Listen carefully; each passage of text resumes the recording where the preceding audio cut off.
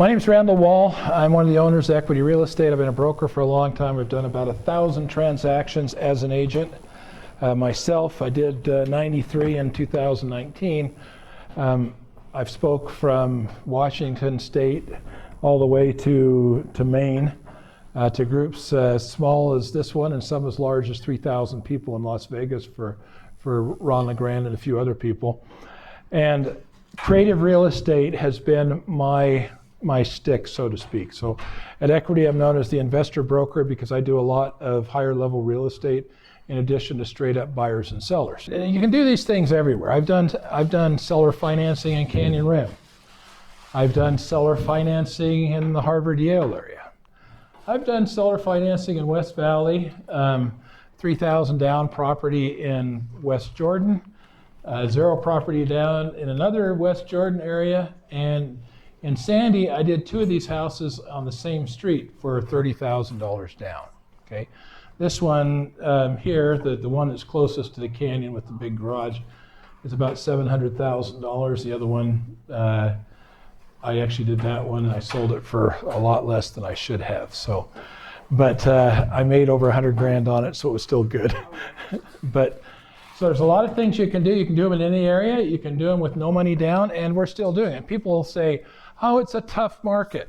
You know, there's no seller financing. It's impossible. You can't do it. Baloney.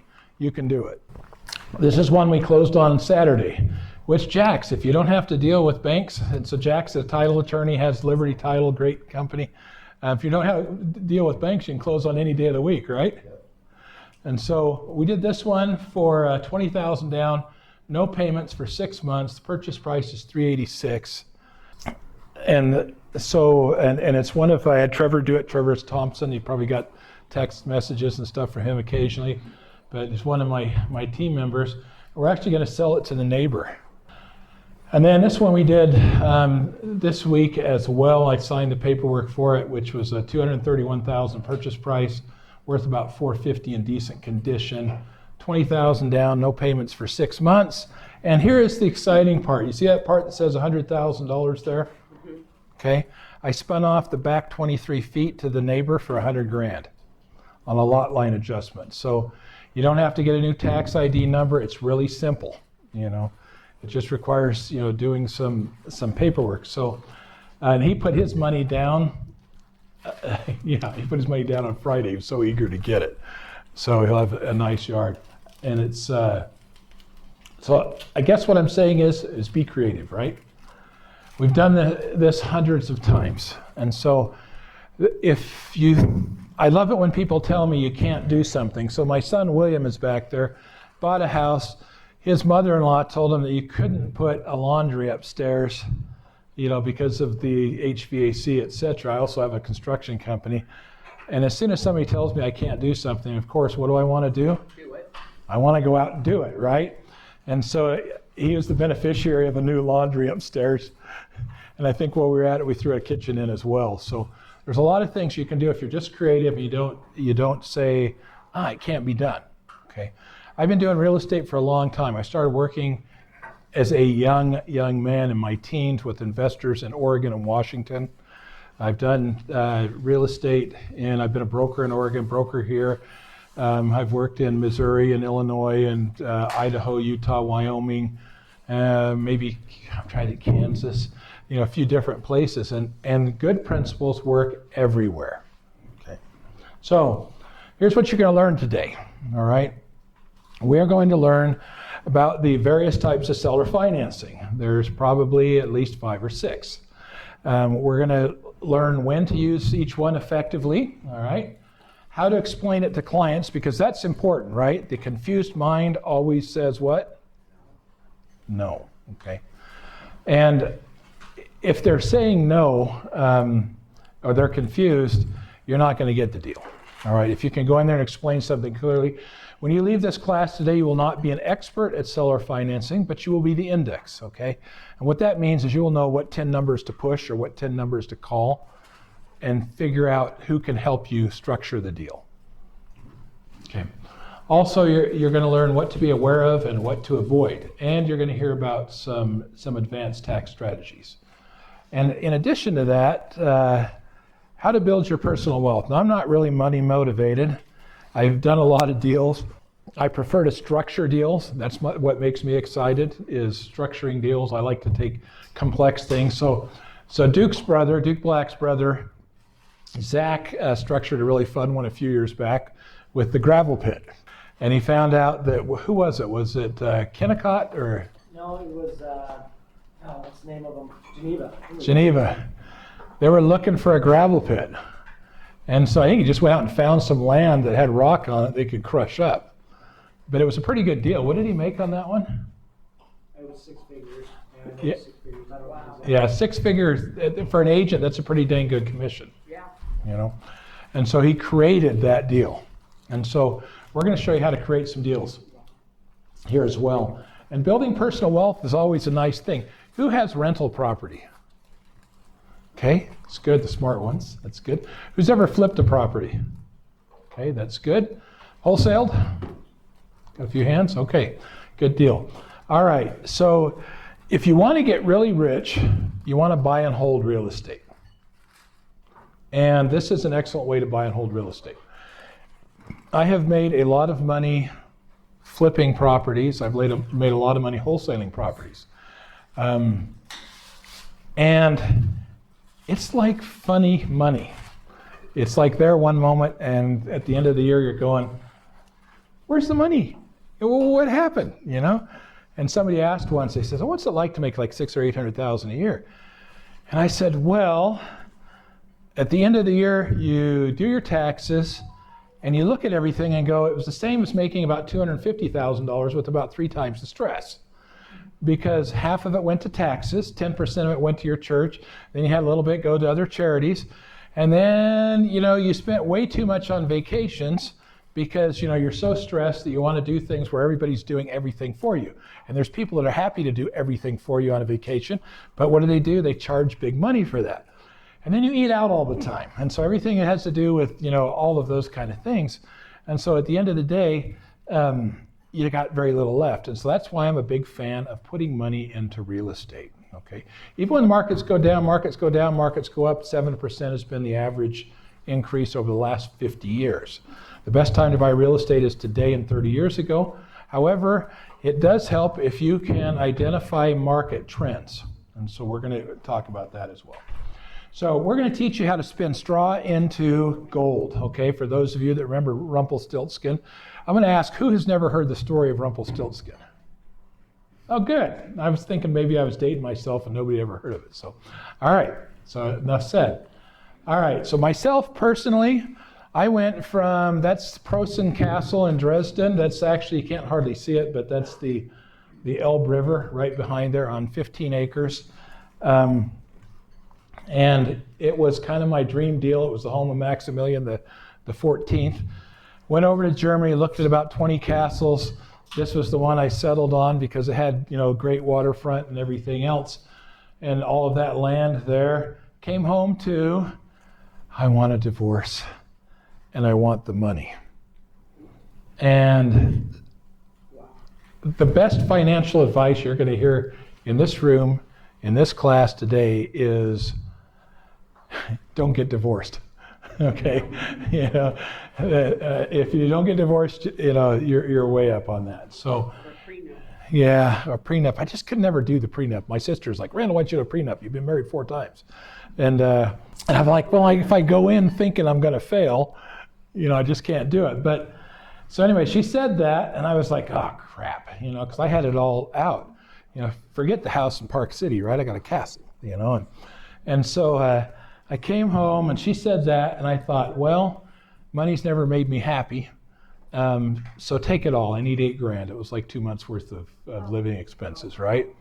And so she ended up with everything. I looked at pictures of the castle yesterday, and they've remodeled it and done some really cool stuff to it. But I had $8,000 I started over with, and a whole lot of confidence. And so I've never shorted in confidence. So. Seller financing, come on in, find a seat. We got a few in here left, a couple. So I started with $8,000, but about 4.5 years later, that $8,000 became $1.4 million, okay? And I did most of it, the vast majority of it, through seller financing, So building your own wealth is very, very good. And putting wealth into real estate, not cars. Although last year has been pretty good for cars. I see people that buy a car. My business partner on one of my projects bought a truck, drove it for 30,000 miles, and sold it for 20 grand more than he paid for it a year ago. So, but usually that's not where you want to be. Put it in a house. Put it in something real. Why is this essential to you? Why now? I've been out in the weeds for the last probably 6-8 months saying, hey, change is coming. There's this sign, this sign, this sign, right? And usually market shifts happen like that. It's the guys out in the middle of nowhere, they're out in the weeds, all right, and they're starting to say, hey, there's this going on, like, oh, the bond yield spread, just inverted for the third time, right? It's predicted 5 of the last 7, recessions. Oh, the unemployment rate's below 4%, but inflation's over 4%, and there's never been a time in history when you haven't had a recession follow that PDQ, okay? So you start seeing those things. Well, now it's mainstream. And as soon as it moves into the mainstream, you start hearing stuff from the mainstreams, CBS, Market Watch, Yahoo Finance, etc., Deutsche Bank, the central banks. You start paying attention, and you're like, okay, something's happening, and it's happening pretty quick. And Deutsche Bank has said that we're looking for a hard landing, not a soft landing. I listened to 12 different economists. Half of them said that raising interest rates won't work for inflation. It's nuts, isn't it, how much you spend for stuff at the store these days? I had $12 for salmon the other day when at Smith's. I was like, oh my gosh, it's like, it's crazy. But we're starting to hear that. And so if you're wise, you're not on the opposite side of a trend, okay? Outliers. Has anybody read Outliers by Malcolm Gladwell? A few of you, great. Okay, so there's a lot of things happening. It talks about Bill Gates. Bill Gates wouldn't have been Bill Gates, and Apple wouldn't have been Apple if they hadn't been in the market at the right time of the market, all right? Now, I was able to do so well. Now, we have a lot of people that say, oh yeah, I'm a stud at real estate, or I'm the real estate diva. Well, 1,000 transactions over 20-something years. I'm a pretty sharp guy, but I'm going to tell you that timing is everything. You can be a dumbass and make a crap ton of money if you got into the real estate market in 2015-16, okay? A rising tide lifts all boats. A house flipper, I remember in 08, there was me and like 3 other guys, and by 09, there was like 100 guys doing what I was doing. By 09, there was 3 of us that were left, okay? And they would all just leverage, no problem, the market's going up, 10% equity, 20% equity, it's enough. And then it dropped by 40%, and so it's, market timing is everything. So you want to make sure that the weight of the market, okay, is helping lift you. So important. We just lost 22% of the market. And people are going, okay, 22% of buyers. So would you agree that most buyers spend pretty close to the limit of what they can qualify for? Yes. Is that a reasonable assumption? Yes. What were the interest rates 2 or 3 months ago? Half. Yeah, 2.5, 3. I saw some at 2.5 and 3.5. So say it's 3.5. The interest rates today are 5.4, 5.5. Okay. For every 1% move in mortgage interest rates, there's an 11% decrease in buying power. So we've moved up 2%. So what does it mean when you move up 2%? You guys, we got a seat down. We got 2 in the front. Might be too close for you, but we've got 2 over here. There's Kimberly over here and 1 over there. And welcome. So we just effectively lost 22%. Has anybody had over the last couple of months, has anybody had a open house that they've done recently and maybe didn't see as many people to it? Yeah, okay, I had 5 hands go up, all right? Yeah. You put a house on the market, it didn't go in 3 days for 50 grand over list price. Yeah, we're starting to see that, right?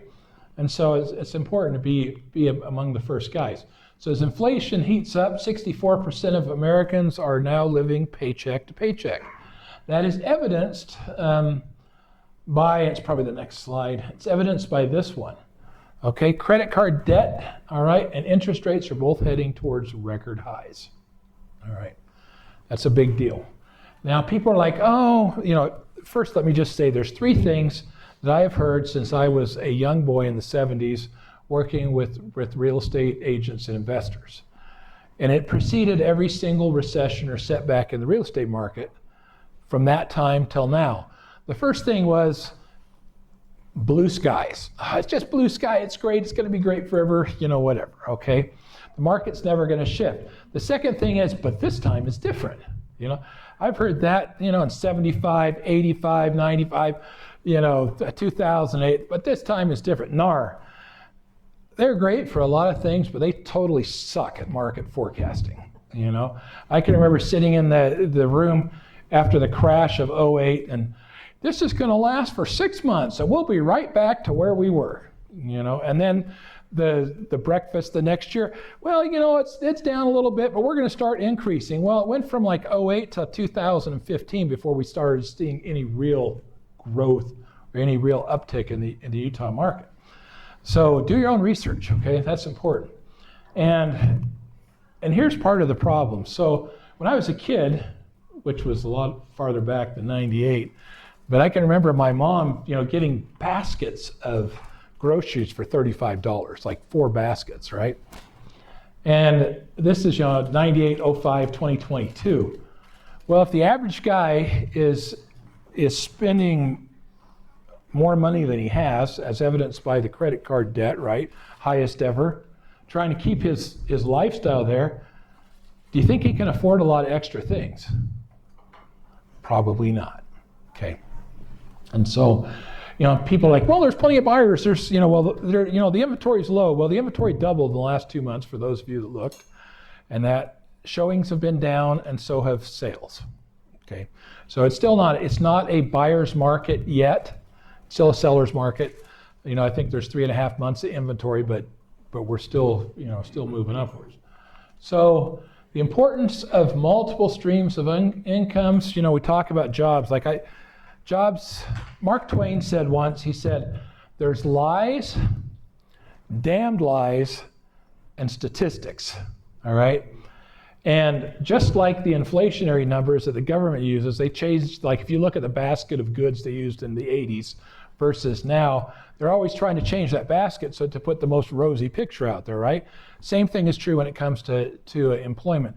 We still have fewer people employed today than we did in 2020. And that's the real number. And you can Google that and look it up. We're getting close, but which, with all that free money out there, I had a hard time getting anybody to come say, hey, welcome to equity for less than $20 an hour. And so, a lot of people, if you want to work, you probably do have a job, but all this stuff moves together and puts pressure on the market. And putting pressure on the market means that we as agents have to know what we're doing, okay? We got to be better at our game. We have to make sure that our tech is good. Along with the other owners of equity, we just signed a $2.4 million contract with KV Core, because after a year's worth of research, we decided, along with Inman News, that was the #1 platform for real estate agents in the country. I think EXP has it, Remax, some Coldwell use it. They all have the basic version, and they charge like $85 a month. We have the full version of it, that's the $400 version, and we're doing it for free because we see the market, shift that's coming, and that'll be implemented on the 28th of this month, isn't it, William? That's 28th, I think, wasn't that the? Yeah. It was July or end of June sometime. End of June, yeah, I think it's 28th, so we're putting that out for all our people. So sold listings, you can see, so I'm not lying, I pulled this off the MLS on Saturday. You can take a look here. We've been flat, but we're lower than 2019, way lower than 2020, 2021, and 2022. Okay. Under contract, same thing. It's that purple line, a bluish purple line with the arrow there. We're trending downwards. Okay. Active inventory sharply up since April of last year. Okay. So active listings, you take a look and see where we're at. Got more active listings, double the listings almost in some of those months of This is just in the last, April and May. So we've got all that stuff going on there. It's moving down. You can see the decline since April. What happened in March and April? Interest rates went up, right? And the Fed said, what, we're going to raise interest rates, every quarter and from now until, who knows when. So that creates some problems, and especially if our buyers are qualified at 600 grand. The average home is, 580, I think was the last time I looked, and we just lost 22% of those guys because they can't qualify because the interest rates went up by 2%, right? So we got to find a different buyer pool. Now, I have, this isn't doom and gloom, because I've done real estate for a long time, made a ton of money in up markets and down markets. This is, you need the tools and you need to be aware of what's happening so that you can make the most out of each market, right? And that the weight of the market works for you and you move with it, or it lifts you, like on the teeter-totter that we saw earlier, instead of fighting against it. So this was out in KSL, which I thought was really interesting. More sellers are slashing house prices in these western cities. Austin, 14%, Las Vegas, 12%, Phoenix, 11%. There's a whole long list, okay, of people that are slashing prices across the West. Utah, it's a blessing to be in Utah, because Utah usually lags the national real estate market. And it can be anywhere from a few months to a year. In '08, it was about a year before we got really hammered, and Park City lasted for a year, probably a year beyond that, and then they popped down. But you need to know. So the wider your skill sets, the less likely to be affected you are. So, all right. So here are some of the opportunities for real estate agents, okay? This is important. So we're going to edge out 99% of the other agents that are clueless and don't understand this stuff. Who's heard of cost segregation before? It's good. So probably about 10% of the room, which is good, because I think I was the first guy teaching that back in 2009 in Utah. We'll talk about that too. You're going to be able to build a list of buyers with cash who can't qualify for traditional loans. Have you ever had that happen? I just worked on a deal on Friday where the buyers got $100,000 down. They've got a dink in their credit. It's going to take them probably 6 months or whatnot, but we're selling them a house right now. Okay, so they're getting $100,000 down. They'll refinance out of it. So you got a wider buyer's pool. In fact, I did a deal with a guy who got divorced. He was a truck driver. And does anybody like to pay taxes? No. Okay. So most self-employed people, we're trying to write off everything we can. I write off my trips to Europe. I wrote off guns forever. Man, it's the best investment ever. My guns went up 200 to 600%. I got guns I bought for $400. They're $3,000 now. And so I would write off guns and ammo, and I would take agents out and friends and clients, and we go shooting, right? And then they stopped that. And so I used to do that, but I don't like paying taxes. Well, this guy didn't either, so he was showing hardly anything on his tax returns. He got divorced, etc. So is he going to qualify for anything? No. So this was the one I did in Oregon, because my daughter lives up there, so I go back and forth. Small town, Burns, Oregon. I don't know if anybody's ever been there, but the house was $135,000. And he couldn't qualify, but he wanted the house. So he put $100,000 down on it. And then he had to refinance out of it within a year. And so we got him a house he wanted. We got paid. A lot of money was made by the guy that was flipping the house. It was a good deal. There's a lot of that out there. You're going to close in days, not weeks, okay? Like mentioned, Jack's affirmed was, you don't need to wait for banks to open when you're doing these kind of deals. We closed one on Saturday. So the bottom line is you're going to get more deals closed and you're going to get faster commissions. So Larry was one of my agents. 2009, so I think August, it crashed. He said, I'm dealing with a lot of Hispanics. I've got a lot of people that can't qualify. Okay, I can't get them a loan anymore. Can't get them an I-10 loan. Those have come back, by the way. And so if they're not documented, you can still get a house for them. She says, I can't do anything. I went from 30 transactions a year to it looks like I'm going to do maybe 3. this year. And I said, what about seller financing? We went on the radio. We actually did Hispanic radio. Said, if you've got 10 grand and a steady job, we'll find a house for you. She doubled the amount of business she did over the next year and collected commissions on both sides. So she helped the sellers sell houses that they couldn't sell, and helped the buyers buy houses that they might not have qualified for. Because I asked my gardener once, who was Hispanic, and I love Hispanics, but I said, you thought about buying a house? He says, yes, I have. I want to buy one really bad. And I said, great. I said, how much money do you have? He says, well, I could put down 70,000. I don't want to use all of my money. And there is a lot of people like that. And so we helped them out. And so she doubled her business, and hopefully we'll do the same thing for you. Before anybody asks, there is no due on sale jail, okay? That is important to remember, all right? It's not against the law to do seller financing or wrap or anything else, all right? Some people say, what about the due on sale clause? The due on sale clause says the lender may at its option call all sums due and payable. So I just want to get that one out of the way right away, because people will say, oh, what about due on sale? Well, one of my friends is Bill Bronchick. I talk to him fairly often. And on Saturday he said, I've done 1,500 of these. I've had 2 of them called due, and it was under really weird circumstances. I have done hundreds of, hey, how you doing, Justin? I have done hundreds of seller finance transactions. In fact, I've got, I think, 10 or 12 flips going right now. Almost half of those are seller financed. Just because I asked. We could have paid cash, but I said, how'd you like a little bit more if we seller finance it? Or how'd you like to make monthly fees, monthly, income for the next 6 months? Anybody know Clay Rockwood?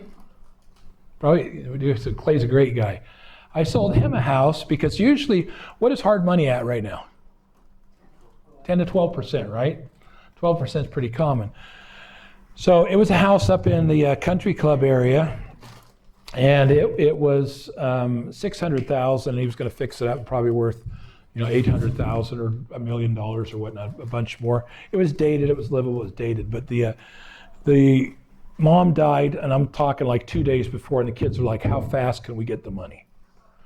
And which is a lot, because every single deal that I've ever done, I will tell people, if you want the highest amount of money, fix it up, clean it out, I'll list it for you. I'll put it on the market. Let me list it, you're gonna get the most money.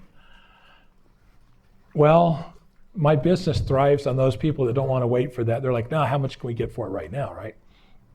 So I got it they wanted 610. I was like, well, I can pay 600. I said, but however, I will give you $1,500 a month for the next 6 to 7 months, which that'll give you your 10,000 you were looking for the split with your brothers.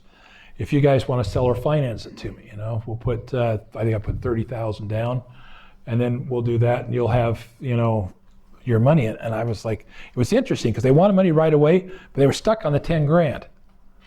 And so they were happier with 30,000 down and making that 10 grand up on the $1,500 a month and knowing that they're going to end up with it. Maybe it was how they were splitting it. I don't know. People do weird things, don't they? I mean, we've all been in this business forever. They do weird things. So I called Clay up and I said, hey, here's this deal. It's going to need, 100 grand in 150 grand in repairs or whatever it was. And I said, here's the numbers on it. And he says, that might work. It's kind of on the edge. I said, Clay, I've got seller financing on it. $1,500 a month. Now, what would it be? What would a $600,000 purchase be at 12%? $6,000 a month. So 6 months saves him what, like $30,000 or whatever it was, So it was a good deal. So they don't do it. Sorry, let me go back. Get distracted there. Seller may at its option call due. They just don't do it, especially lately. Now I think they're going to start doing it. I think that when the interest rates go up, we're going to see, it was back in the 80s when the rates went up and they started calling notes due. I bought my first Salt Lake house at 18%. And so that might happen, but there's a way around that as well. You just have to disclose. So as agents, buyers, sellers, people representing buyers, sellers, we just have to disclose. Now, people will ask, why would people do a seller finance deal? Okay, that's a good question. All right, so pros and cons. So there's a lot of benefits. All right, for the sellers, it's a quick closing, continued payments, income over time, taxes spread over time. All buyers qualify. So you're in a crappy market, the market's moving south, you're going to sell at the very top of the market.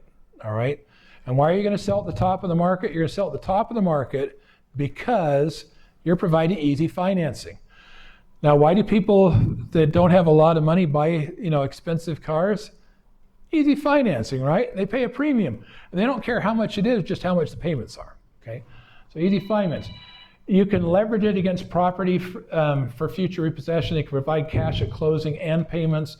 Easy to sell, even bad property, higher rates than other investments and markets.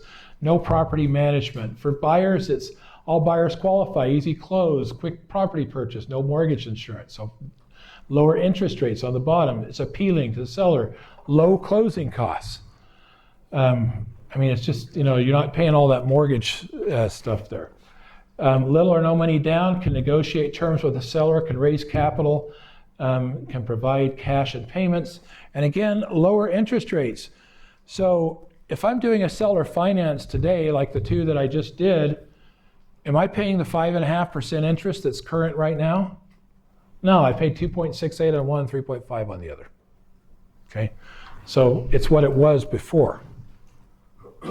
So if you have a buyer that didn't qualify at 5.5% for a property, do you think you might qualify at 3.5%? Possibly, yes. Okay.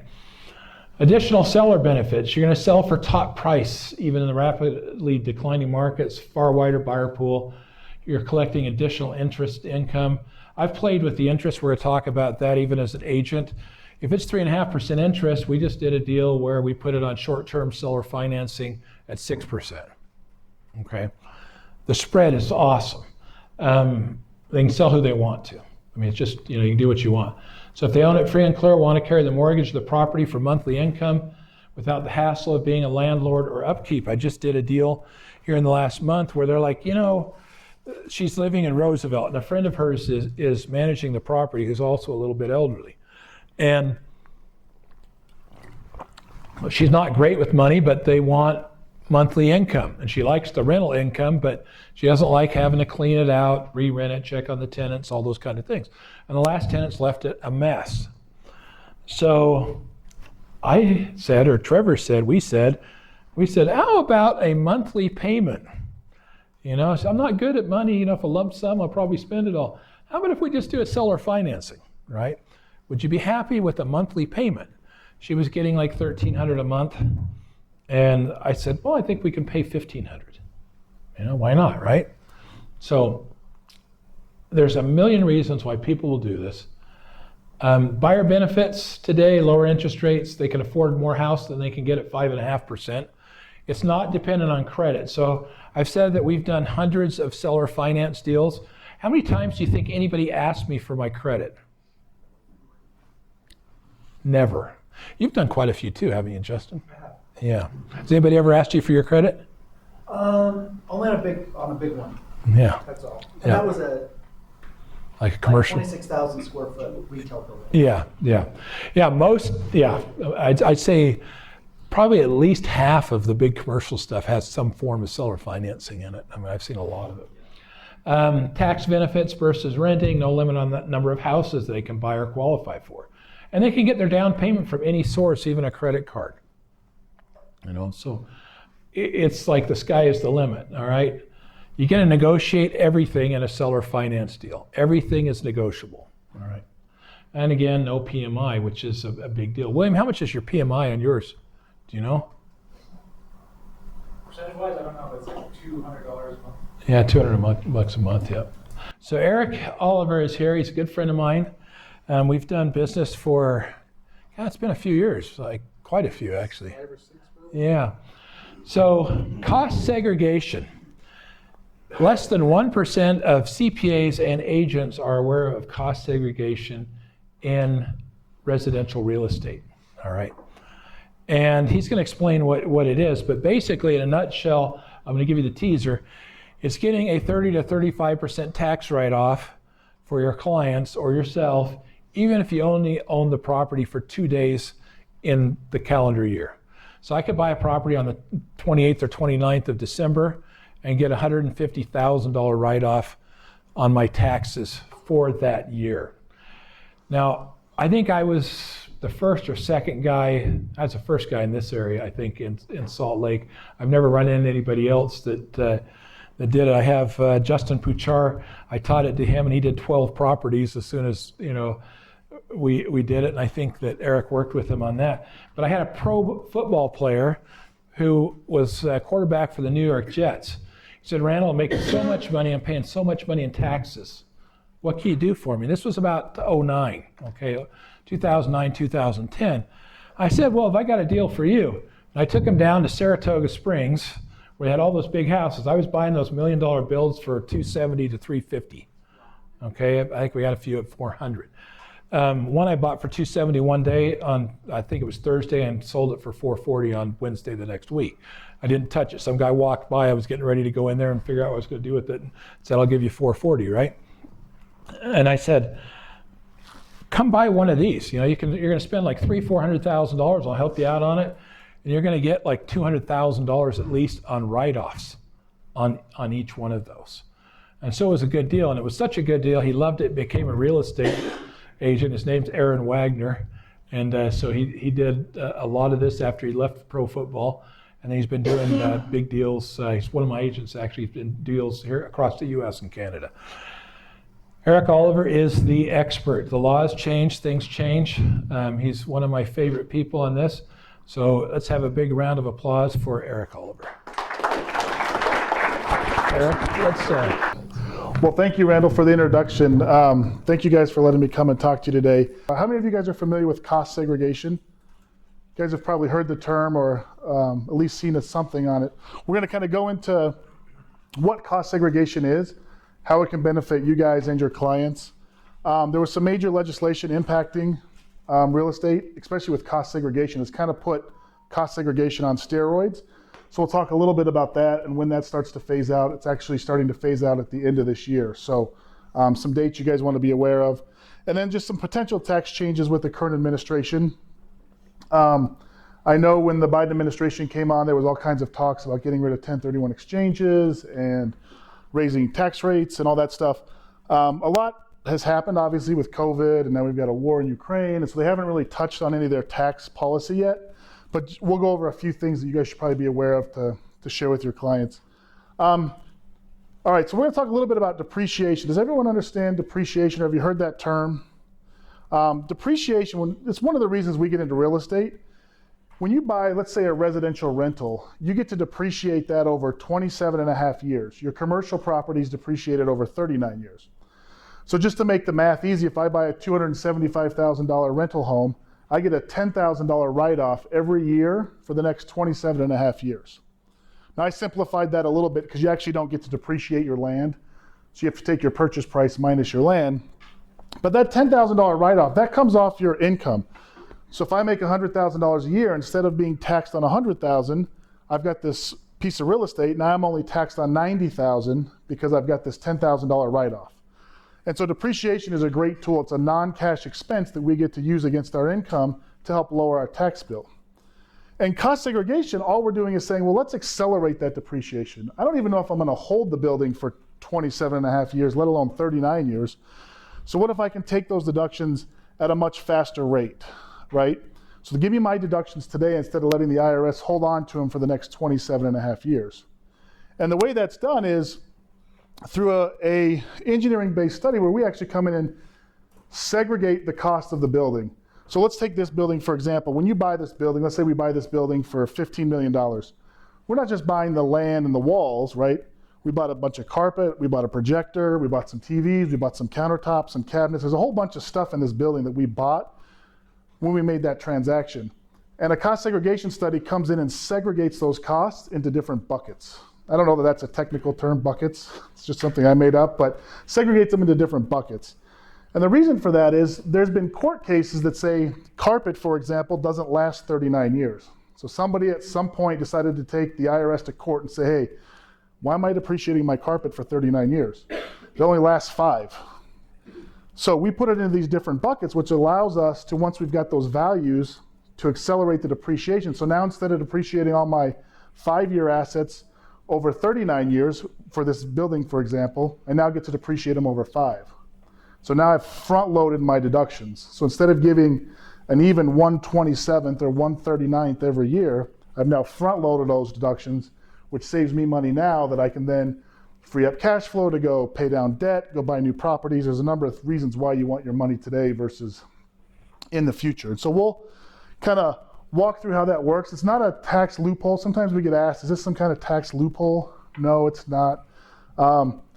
Without getting too political here, you've probably heard about Trump and his tax returns and why he pays no tax. The guy has a ton of properties. And so he does cost segregation. He's got all these non-paper or non-cash write-offs. The lower his income and he pays no tax, right?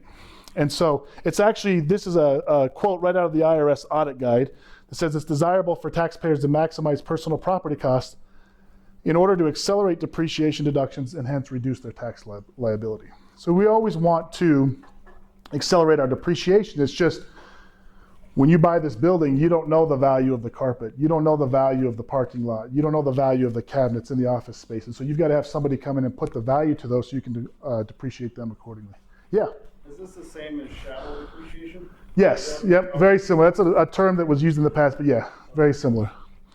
And so here's 3 tests that to help us identify what can be classified into those different buckets. So the first one is, if the property can be removed without damaging or building the building structure, then it's personal property. So again, if I rip this carpet up, the building's not going to fall down, right? If I take some cabinets out, the building's not going to fall down.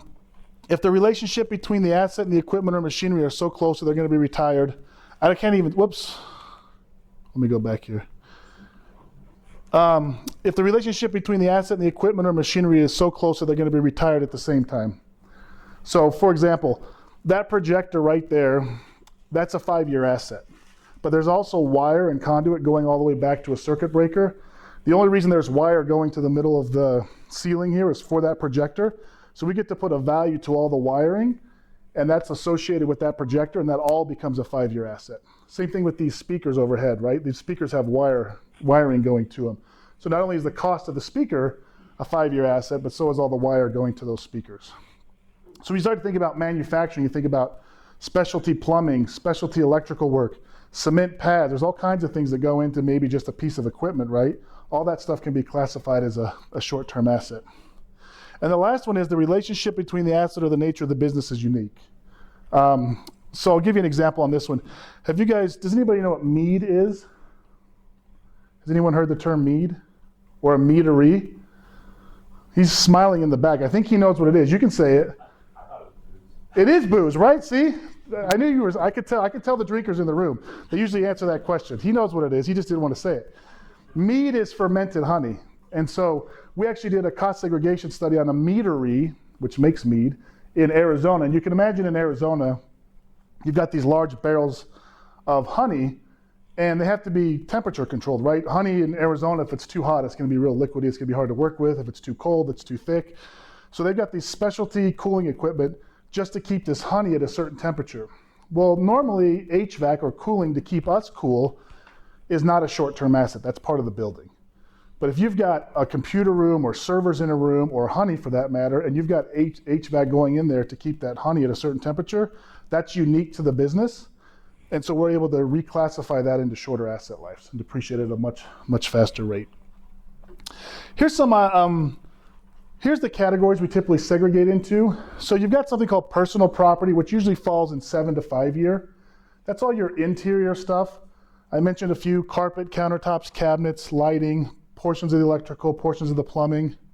Then you've got your land improvements. That's all your 15-year assets. That's all your exterior. So parking lots, curbs, gutters, asphalt, retaining walls, irrigation systems. We actually go out and count the trees, bushes, and shrubs. Those are a 15-year asset. We'll put a value to those, and you get to depreciate those over 15 years versus the standard 27.5 for 39 years. And then everything else falls in that real property category, that long-term 39 or 27.5. And that's your structure, your roof, your walls, your doors, all your structural components. All right, so if you think about different types of building, we reclassify different amounts based on the type of structure in general. These are some general guidelines, but if you think about an apartment building, there's way more personal property, cabinets, countertops, flooring, in an apartment building than there are in, let's say, an empty warehouse, right? Warehouse might have big parking lots and lots of asphalt, but this gives you an idea of the typical segregation. So when I say we're going to segregate 35% of an apartment building, that means if you have $1 million apartment building, we're going to find $350,000 worth of assets that we can reclassify as 15, 5, or 7. And by reclassifying that accelerates the depreciation. We get to lower our tax bill. And so you can see warehouses at around 20, but anywhere, our average at our company is around 30% for different, across the board. But again, some assets are really high, some assets are a little bit lower. Kind of some outliers that we don't have up here. Car washes are kind of a unique category. If you guys need a write-off, go buy a car wash.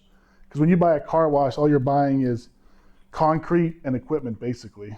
And those are all 15-year assets, which means you get to depreciate it very quickly, especially with bonus depreciation that we'll talk about here in a minute. Essentially, you can write off the whole thing in the first year. What was the other one? Gas stations. Gas stations are another one. Car washes and gas stations that are kind of outliers. All right, let's look at a quick case study. So, bought this building. Let's say we buy it for 1.5. When I say acquisition cost, that's the acquisition of the building, not the land. So let's say we buy it for 1.5. Bought it in 2021, and our tax year is 2021.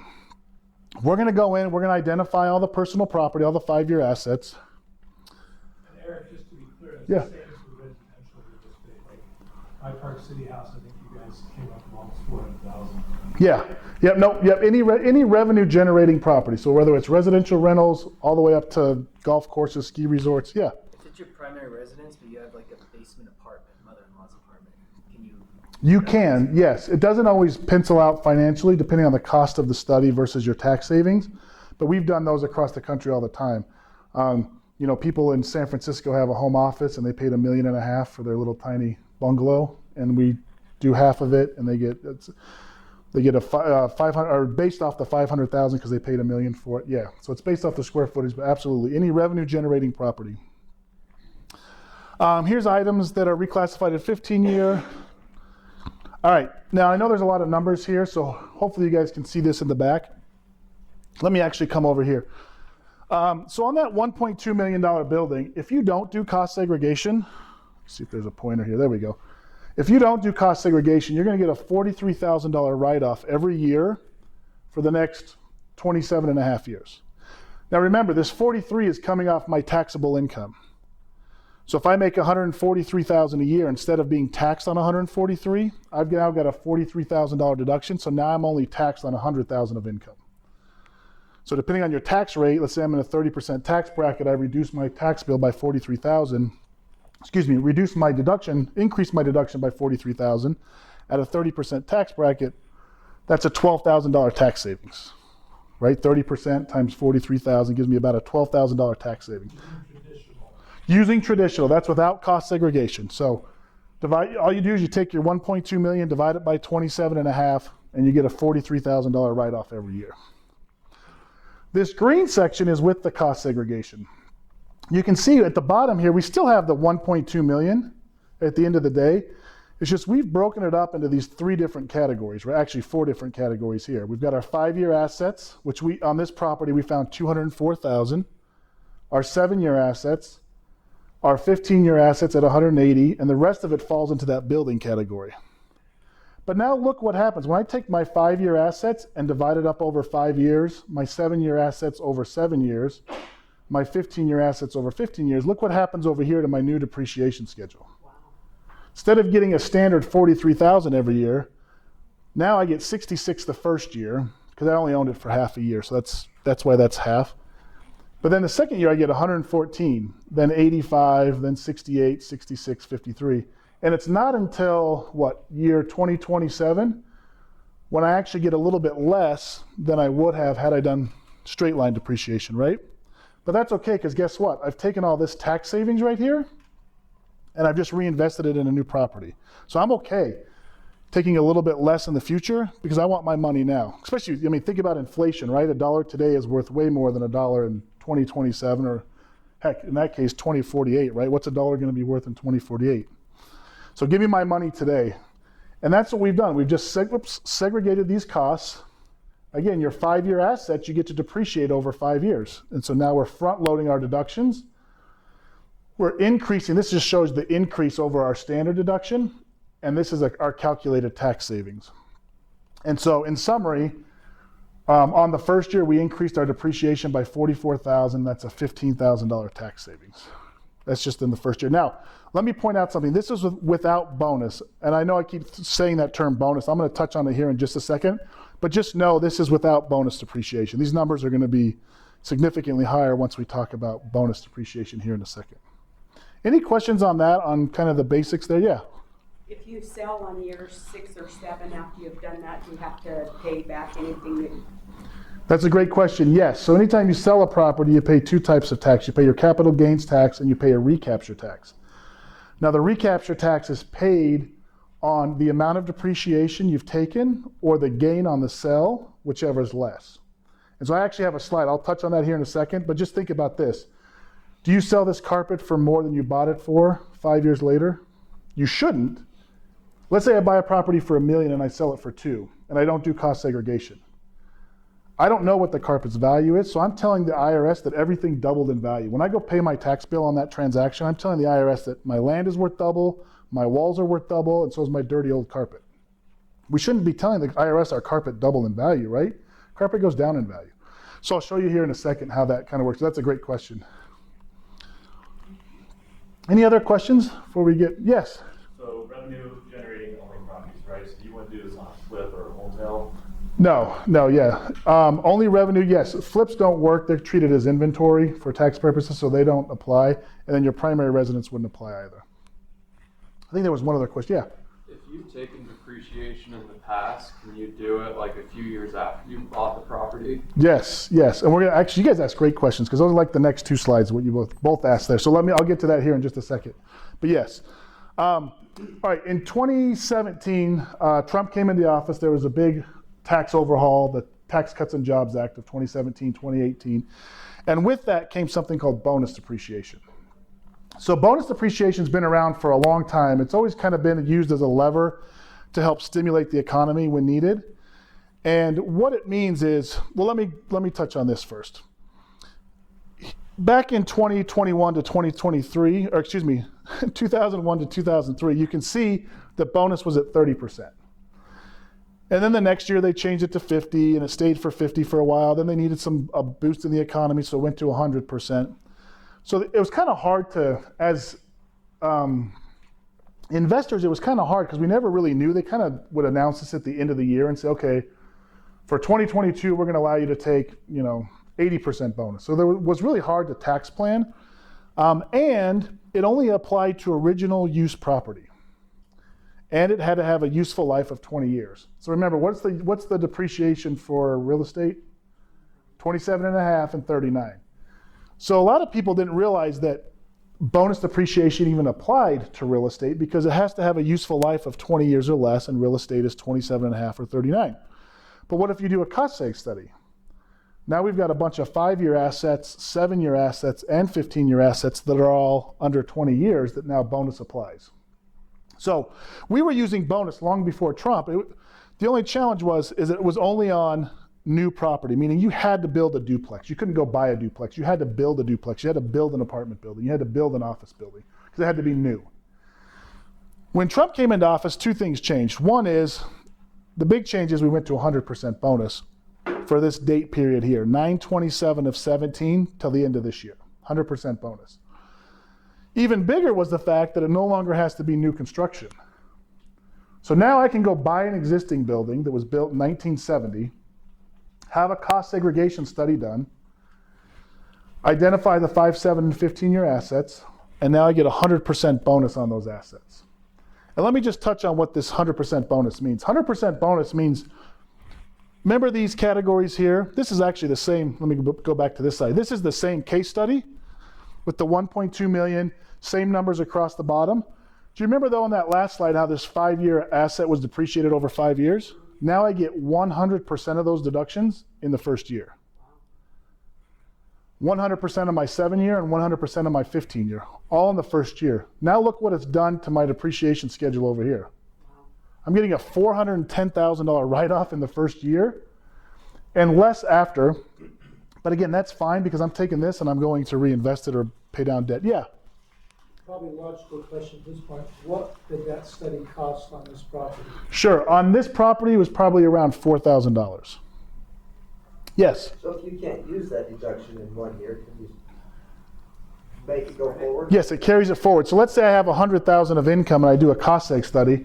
I'm going to pay no tax on my $100,000, and then $310,000 carries forward to next year and wipes out my first $310,000 of income next year. Or, to be a little more strategic, you can actually opt out of bonus. And so a lot of investors will take bonus on this 15-year category because that's the one that plays out the longest. So they'll take all 180 in the first year, but then they'll let the 5 and 7 play out over 5 and 7 years. So there's a lot of different levers that you can use to kind of tailor your deduction to what you're looking for, because you don't always want to wipe out your income to zero, because then you're using these deductions against income that's only taxed at 12%. So you want to use these deductions when your income is in those higher levels. So there are ways to spread this out, and the IRS kind of knew that. That's why they allow you to opt out of bonus. They actually will allow you to opt into 50% bonus, meaning I'll take 50% of this in the first year, and the other 50% plays out over the next 4. And so again, there's ways to tailor that. But you guys can see the power here. I mean, you're getting all of that in the first year. So instead of a $21,000 write-off, you're getting a $410,000. And this is what Randall touched on. I bought this property, let's say December 28th, put it in service for 2 days, 3 days. And all of a sudden I'm getting a $400,000 write-off against my taxable income. You think that makes happy clients? Yes. They can tell them, say, hey, look, there's a way to get a 6-figure write-off on this. Yeah. Here's the guy, here's the number. Yeah, no, it's a great tool to have in your guys' toolbox as you guys are meeting with clients, and oftentimes you can get a big portion of your down payment back. I mean, there's all kinds of ways you can utilize these deductions. Here's a summary of those benefits. We increased it over the standard rate by $388,000. So at a 35% tax bracket, that's $136,000 tax savings. Now remember, going back to this slide, bonus depreciation does end at the end of this year, 100% bonus, I should say. Starting next year, anything purchased in 2023, you'll get 80% bonus, 2024, 60. It's all based on the year you put the building into service, the year it becomes a rental. And so we'll get back to your question here about what if I bought it in the previous year. I'll kind of show you how that works. So if I buy it this year and I don't do the cost seg till 2024, I still get 100% bonus because I bought it during a 100% bonus period, if that makes sense. We'll touch on that. Yeah? Now, do you have to hold on to these properties for a certain length of time? You don't. You could sell them the following year? You could sell them the following year. So the recapture tax, that does play into account, because you are going to pay some of this money back in the form of recapture, but it's at a lower rate, at a lesser amount, and you save the spread. So as long as that spread is more than what you're going to pay us to do the study, then it's worth doing. You just have to hold it over one taxable year. So meaning you could buy it December 15th and sell it January 1st, and because those are in 2 different tax periods, 2 different tax years, it would still apply. Yeah? Does the timing of when you have the study completed, does that matter? No. So I can do it into the next year. If I bought it on the 28th, Yep. I can have the study done later. If you buy it on the 28th, you technically have till October 15th the following year if you file an extension for that prior year's taxes. Yeah, so we're still doing cost segregation studies now through the end of October, or through the 15th of October for the 2021 tax year. Yep. Yes? You also do amendments here. Max. You can go back and amend. Depending on the situation, sometimes you don't have to amend. So if you bought the property in 17 and you want to do a cost seg study now, the IRS, there's actually a form that we provide as part of our service. It's a change in accounting method. And it's a 3115, but it just tells the IRS, hey, I've been taking my straight line deduction for the last 5 years. I'm now going to accelerate my deductions, and here's the difference in those 2 numbers. You're just telling the IRS you're changing the way you're doing your accounting. But yes, if you've already filed 2021 and you want to do cost seg for 2021, you can still go back and amend, absolutely. Did you have a question? Yeah, Yeah. I guess the question is, if you've been doing it since 17, can you go back and amend? Would you have to amend all 5 years? You don't have to amend. You're just going to take all that missed depreciation and drop it on your current tax return. And I'll show you here in just a second. That's the next slide. I'll show you how it works. So catch-up benefit. Yes. Oh, 10 minutes? Oh, I better hurry. Okay. Catch-up benefit. For existing properties, the IRS allows you to go back and do a look-back study, is what we call it. The way it works is, same example, but now on this example, I bought it in 2016. Same dollar amounts, 1.2 million, 204,000. Now I do the cost seg study in 2021. I get to take all the missed depreciation that I should have taken here, and I get to take it on my current tax return. No amended returns. So again, you took 21, you were eligible for 410. Year 2, you took 43, you were eligible for 29. So this actually works in reverse, and your net total is right here at 316. That 316 gets to be taken on your current tax return just by filling out that form and having a cost segregation study done. So if I have 400,000 of income, I do a cost seg study on this property I bought in 16. Now instead of being taxed on 400,000, which at 30% would be 120,000 in taxes, I'm now only taxed on, 85,000? So I just saved myself 75,000 in taxes roughly. Any questions on how those look-back studies work? That's the nice thing, sometimes even on the smaller properties, they work well because you're getting all those missed years of depreciation, dropping it on your current year. This just summarizes that again. In this example, it was at 35%, so it was $110,000 tax savings. All right, this just is an example of a residential rental bought in 16. This is kind of what I mentioned. You get all those missed years. This is on let me go back, on a $285,000 residential rental. By doing a cost seg study, you just created a $21,000 tax savings. Bought it in 16 for $285,000. So again, very powerful stuff. Not a write-off, but the actual tax savings. Yeah, that's an actual tax savings, correct. All right, so when would you do a cost seg study? If you currently own a property, if you purchase an existing building, if you renovate, remodel, we can actually do it on the renovation portion. Before a sale, which kind of goes back to your question, which is like, wait, why would I do a cost seg study before I sell it? Don't I just have to pay all that back in the form of recapture? And I do want to touch on that here in just a second. And then anytime there's a step up in basis. So that's like if you buy your partner out or you inherit a property, that would be a good time to do a cost segregation study as well. All right, so back to your question, because I think this is important. Sell on an asset. Aren't I just going to have to pay it all back when I sell my property? The answer is no. You pay a portion of it back at a lower rate at a future date and save the spread. So, typical real estate transaction, apartment building purchased in 2015 for 2.5, sold it 5 years later for 3.3. Now, it only took me a year and a half to figure out these next two slides, so I don't expect you guys to figure them out in the next 30 seconds. But the whole idea here is you pay two types of tax. You pay your recapture tax of $125,000. This was without cost segregation, and you pay your capital gains tax of $160. Total tax bill is $285. Bought it for 2.5. You made $800,000 on it. You got to give $285 to the IRS. Okay, typical real estate transaction. With cost segregation, there's even more numbers, and all we've done is the exact same calculation, but we've broken it up into the 5, 7, and 15-year buckets. And this gets back to my point. Buy a property I've owned it for 5 years, right? Did a cost seg study, broke out all those 5-year assets. What are those 5-year assets worth after 5 years? Zero, right? They have zero book value, which makes sense. My carpet's 5 years old, it's got stains on it. My cabinets are old. So zero book value. So remember, you pay recapture on the amount of depreciation you've taken or the gain on the sell, whichever is less. And you should never sell your 5-year assets for a gain. They're not going up in value. Unless you've got an apartment full of artwork and antique cars that go up in value, your 5-year assets should always go down in value. So when all these numbers flush out, at the end of the day, your tax bill, whoops, man, I must have fat fingers because I keep hitting two buttons at the same time. Your tax bill is $211,841. So you just saved $73,000 on the sell of the asset, not to mention I've had all that money in my pocket for 5 years by doing the cost seg study.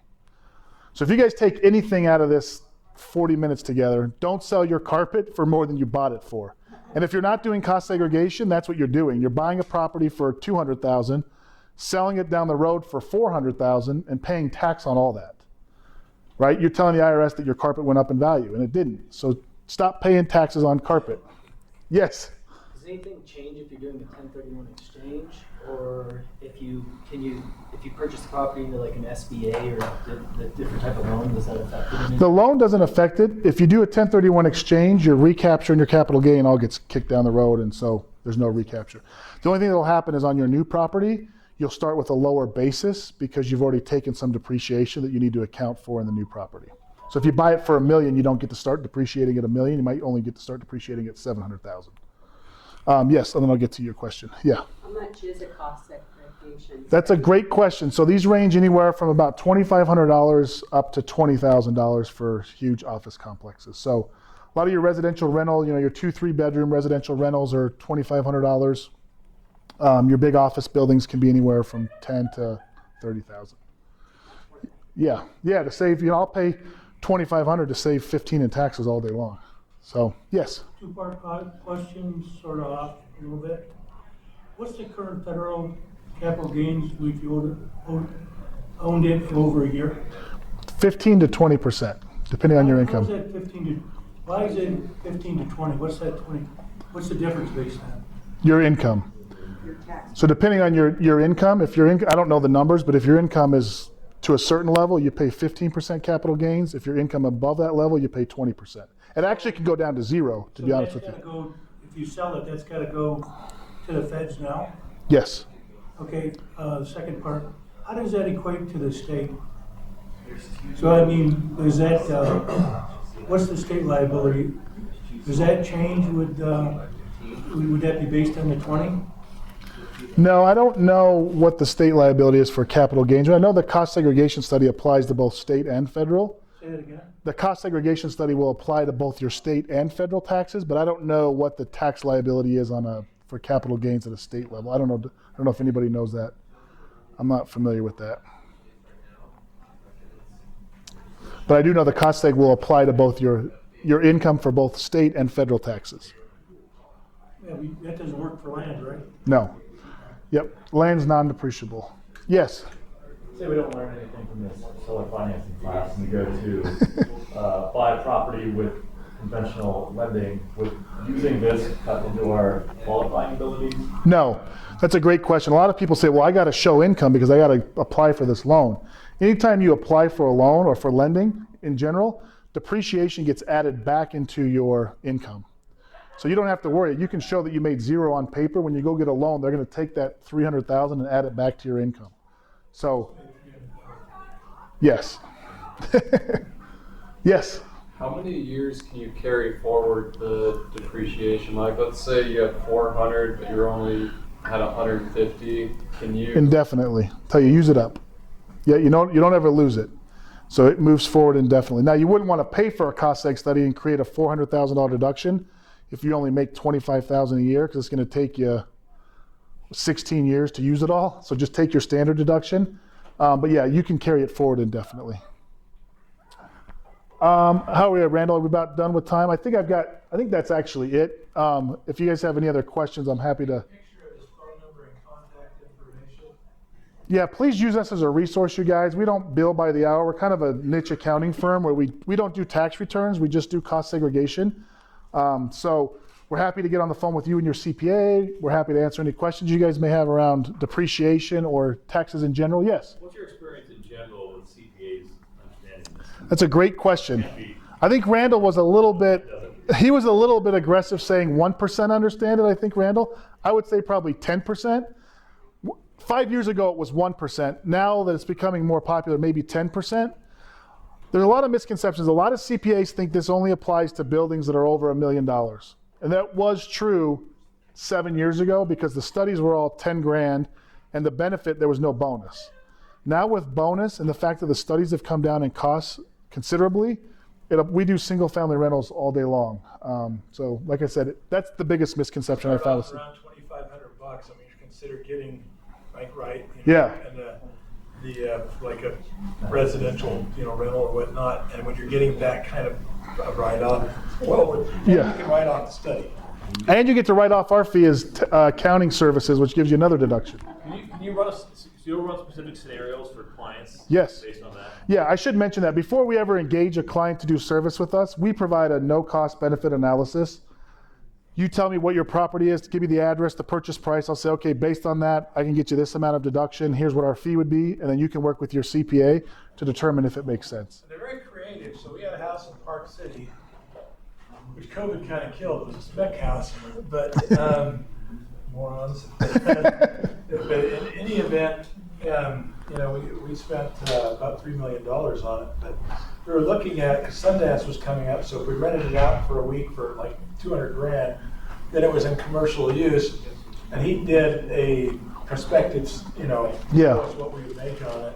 And it was like $400,000. I mean, it was a huge, Yeah. huge deal. So they can get really creative, and these are the best guys that I've used. When I started out doing this, a whole different game.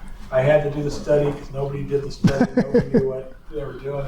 I had to educate the IRS guys, the tax guys, everybody else. It was a great deal, but now it's easy. So thank you. Perfect. Yeah, thank you guys.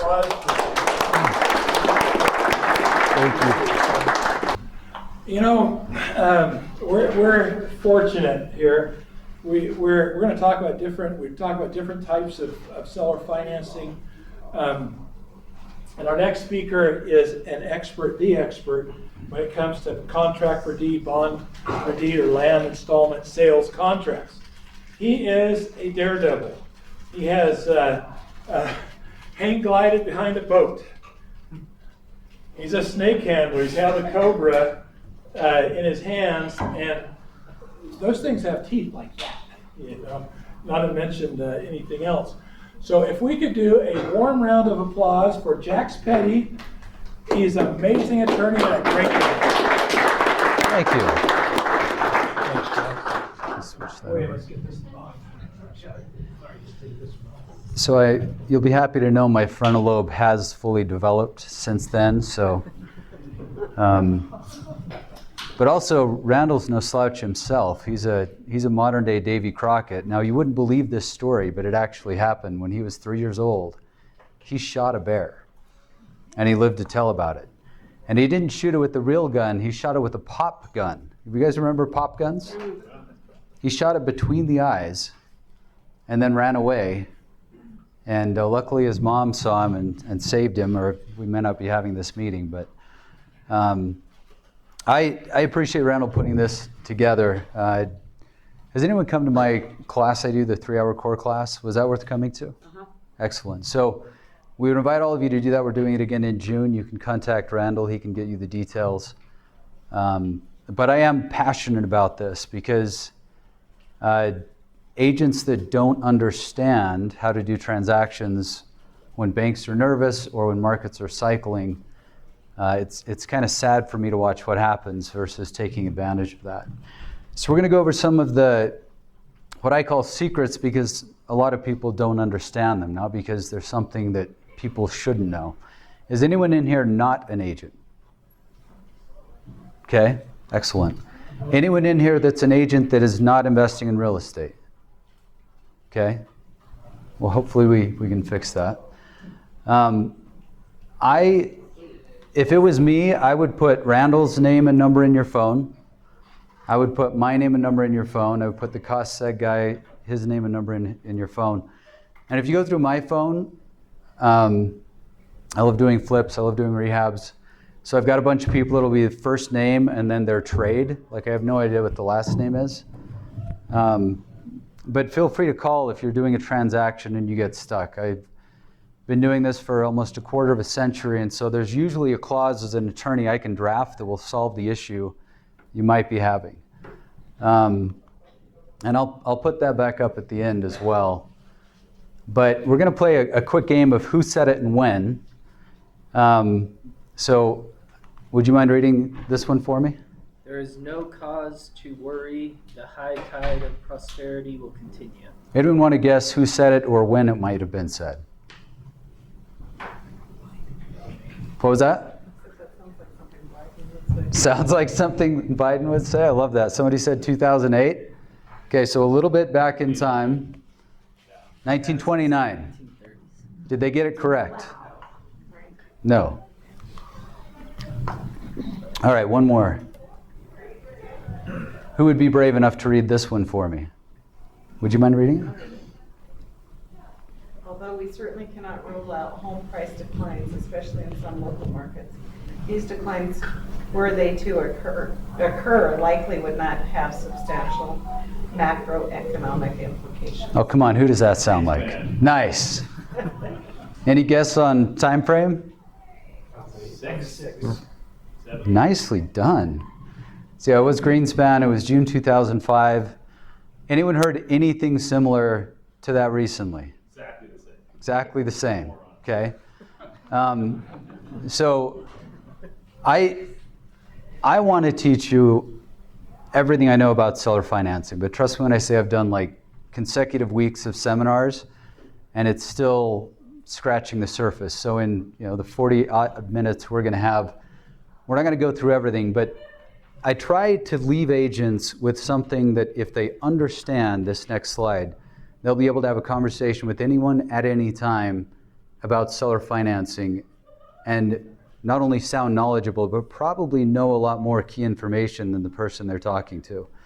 I will oftentimes get a phone call from an agent that says, hey, I've got this listing, and based on this property, seller financing would be perfect for these sellers, but they don't get it.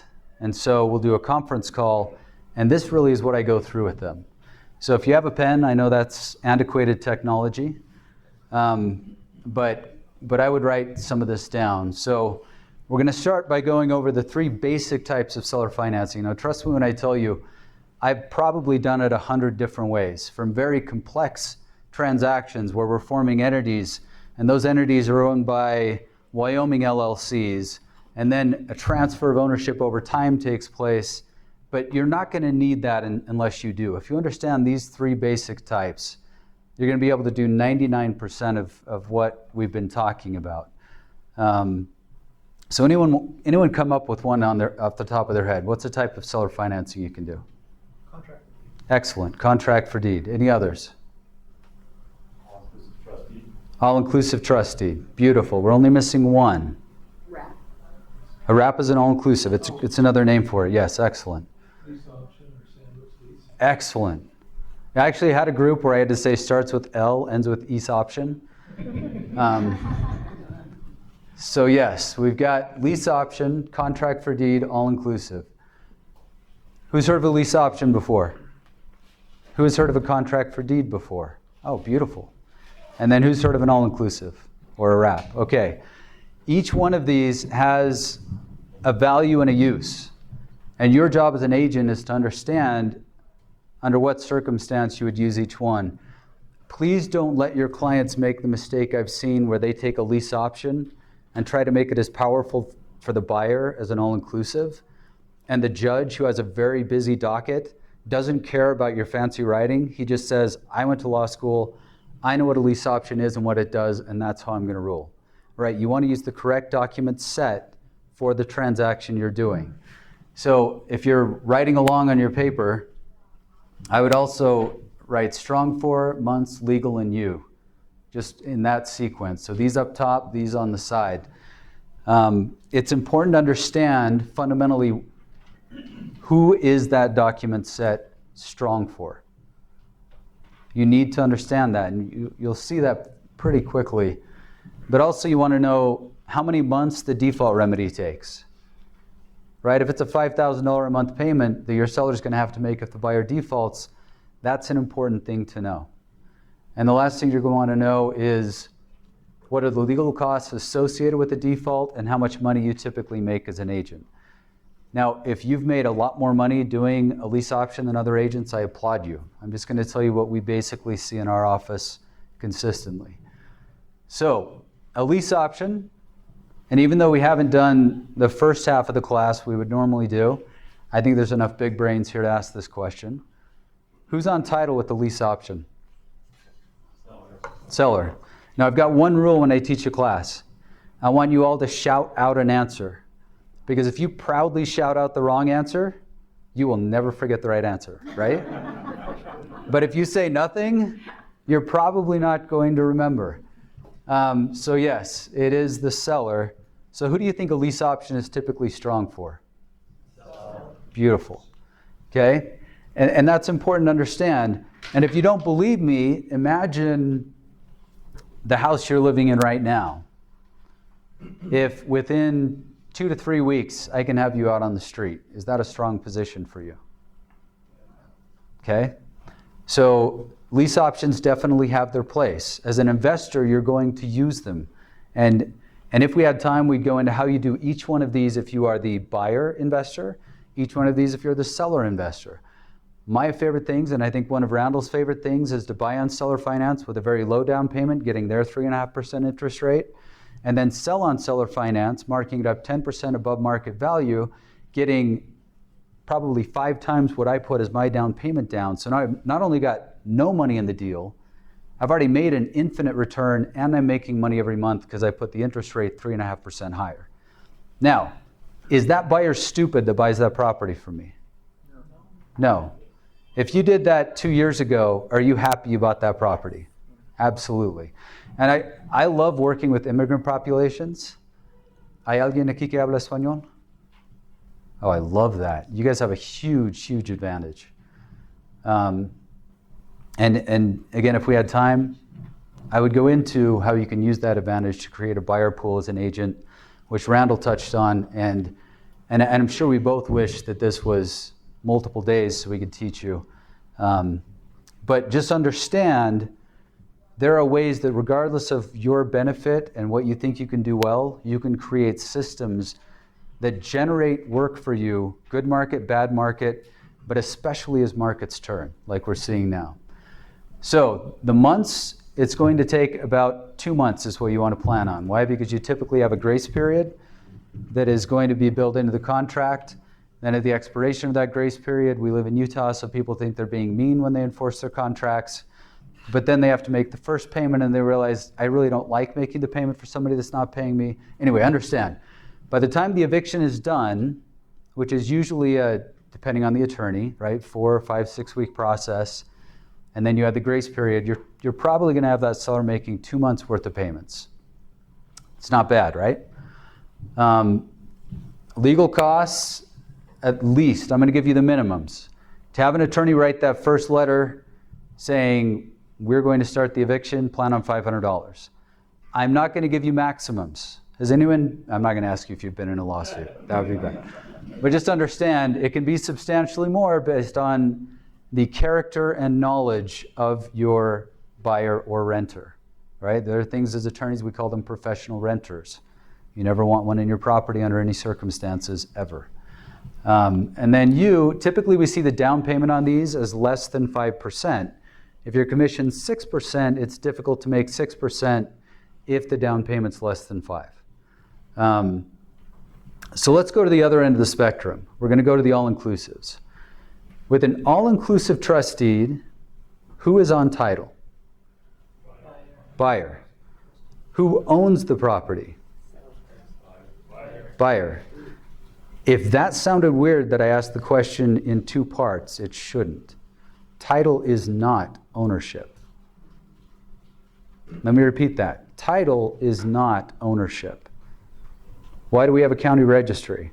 Because under Utah's code, if you record, everyone knows of an ownership transfer. Ownership actually transfers when valid consideration is given for the deed. You record it to give the world notice. Okay, so that's going to come up in this next one. We're going to go over the contract for deed. But with an all-inclusive, who do you think is in the power position? The buyer. And this is based on what I see. Our firm has done a lot of foreclosures. We used to do all the Argent and AmeriQuest foreclosures, so you know we've done a lot. But typically we see those processes taking, by the time you do the foreclosure and you do the eviction. So this includes the eviction timeline and the days missed, and by the time they actually start it, we're typically seeing those take 7 months. Now let me give you the minimum numbers. Minimum amount of time a foreclosure can take is actually 4 months in the state of Utah. And that's if you magically have no holidays or weekends that mess things up and you're like really tight on getting your legal processes started and your publications and your digital publications. But I tell clients, from the start of the foreclosure until they get the eviction completed, they should plan on 7 months. And again, if we've got a $5,000 a month payment, that's a lot. So this is why you as an agent should laugh, not meanly, but chuckle, when somebody calls up and says, unless it's me, I would love to do an all-inclusive trust deed on this property. I'd like to put down $5,000, right? It just, you as an agent, it shouldn't make sense. Now, have I done that before? Absolutely. Have Randall and I done it where we don't put any money down? Yes. Some of my favorite ones are where I will actually buy the property and let them stay in it instead of putting a down payment, but putting them out in escrow. And if they go beyond their date that they're supposed to leave, they forfeit $10,000 a month. Guess what they almost do almost every time? They go beyond their date. No, they don't leave early. They stay because they're humans, right? And the water in the pan, they don't feel it heating up, but it is. And so, anyway, when you get into this, you're going to find that it's a lot more fun than a normal transaction because you got to do deals. You got to put deals together, and that's one reason I love it. But your average costs are going to be a minimum of $2,500 in legal fees. And your seller may ask you that question. But typically on an all-inclusive, we're seeing over 20% being put down. Is 20% more than 6? Yes. Now, this is the part as an agent you should understand.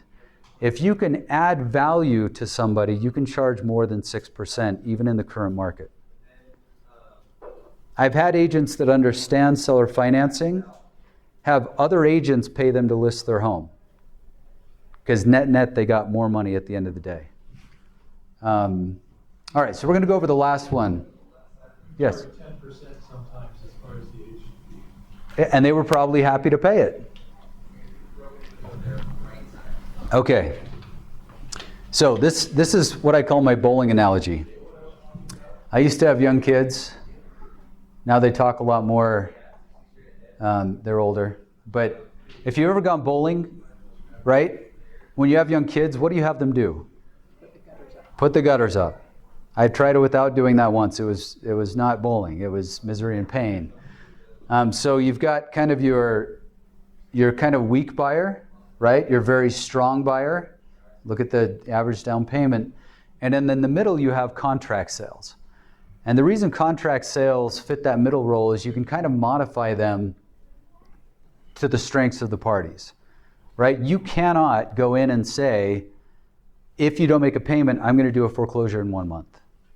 You also cannot, and be careful, I know everything on the internet is true, but this one part isn't.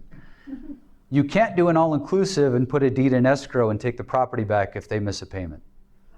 In fact, let me tell you what that does from a legal perspective. If they come to an attorney such as myself that understands what you just did, we're going to get a judgment against you and anyone involved, title companies, agents, etc.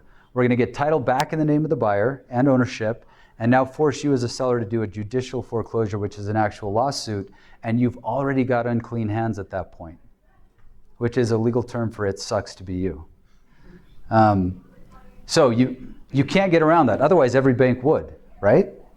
So I'm trying to give you good information, but understand when you come across these, you're going to want to call somebody that's done a bunch of them. And you'll find that they're very good at helping you through it, even if they're not going to make a dime, because they want. I see these one of two ways.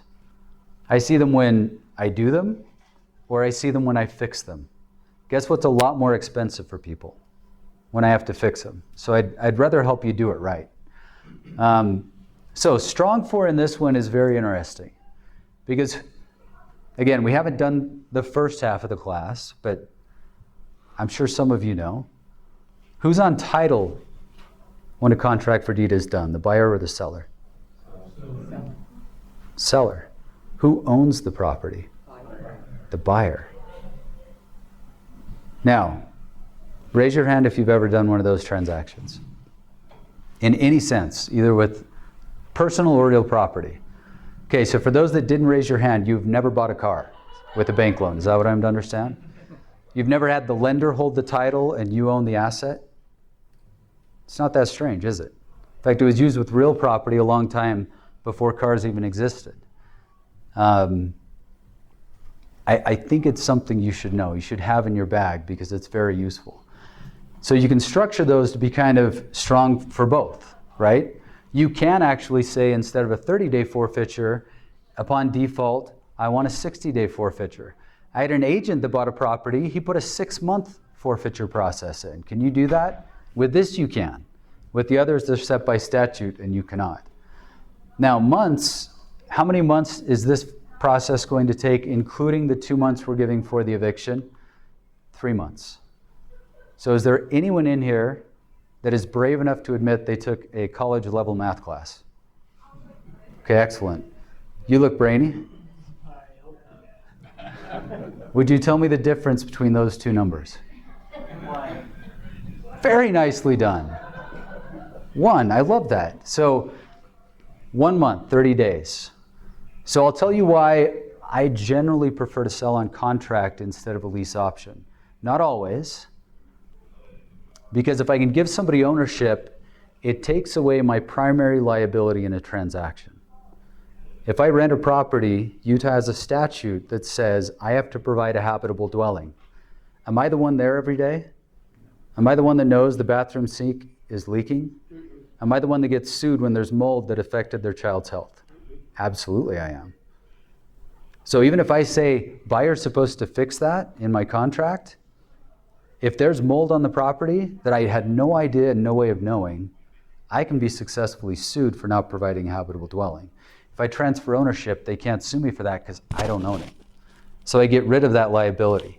The other thing is I'm typically getting a very large down payment.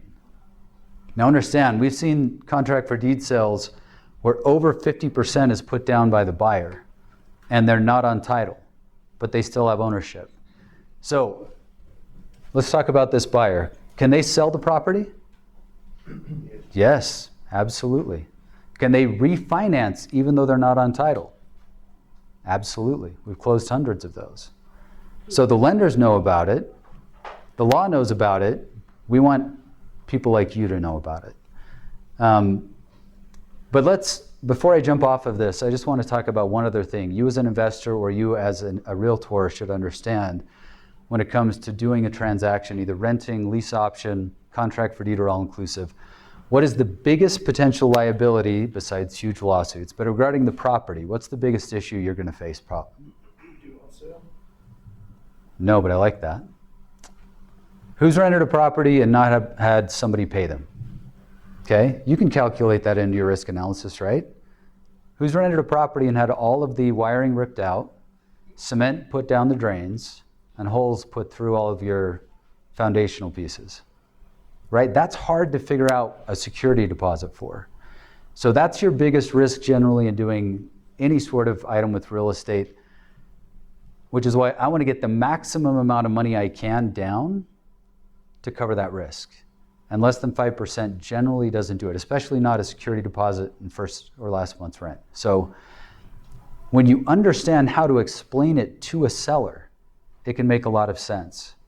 When you have a seller, in fact, I've had 4 of these phone calls in the past 30 days. We have a willing buyer, a willing seller, but we don't have a willing bank. Or we don't have a willing appraiser. Or something is going on, where they're not going to be able to finance for 4 months. You can save those deals and still earn your commission. We do a lot of short-term seller financing transactions to make those deals work. So get out of the mold of how do I fit somebody in a box and into the mold of how do I make this deal work. And actually at a broker, it was very telling. We were at a mastermind for seller finance people, and there was a new person that had access to a lot of clients, and they said that they couldn't get any of their clients to list seller financing. We asked this other broker who was skilled at seller financing what their percentage was, and they said over 95%. And it's just because they had the knowledge to help the seller understand that A, they don't have to sell it that way, but B, there are some advantages. Any other thoughts or questions on this before I jump off to the next slide? Okay. So how do you take advantage of it in a coming market? You've heard a lot of the benefits, you've heard a lot of the information now, the foundational pieces that you should understand. one thing that I think you've seen, if you were around in '08, is that banks can figure out how to lend when things are good. They can figure out how to lend when things are bad, but they get very nervous when it's uncertain. And so, I'll be touching on Dodd-Frank and some things that created a lot of uncertainty, which is one of the reasons why lending took so long to recover after '08. But right now, the banks are looking at uncertainty. Have you guys read like 2 articles in your news feed, and one says we're probably not going into recession, the next one says we're already there, right? Banks are looking at those same metrics and saying, we don't know. So you'll notice they're getting a little more conservative. I've seen it on my end already. When the banks say no is when agents that understand assumptions and seller financing and those types of tools have their best years, right? I felt really bad in '08 because there was a lot of pain for a lot of people, but the agents I worked with in my office, we loved it. We had some of our best years ever. But just understand, knowledge is power, and this knowledge is very powerful for you as agents and investors. So this is a new one, and I can't attribute this to my brain. I attribute it to a brilliant individual who does a lot of investing and broker work as a seller finance specialist. But he was running into a lot of sellers that were okay buying a bigger home or selling the big home and downgrading, but guess what they didn't want to do? Leave behind their interest rate, right? So I want you to just think about if there was a way to do that. Like if you could talk to every one of those people and say, I can do that for you, how many transactions you'd have.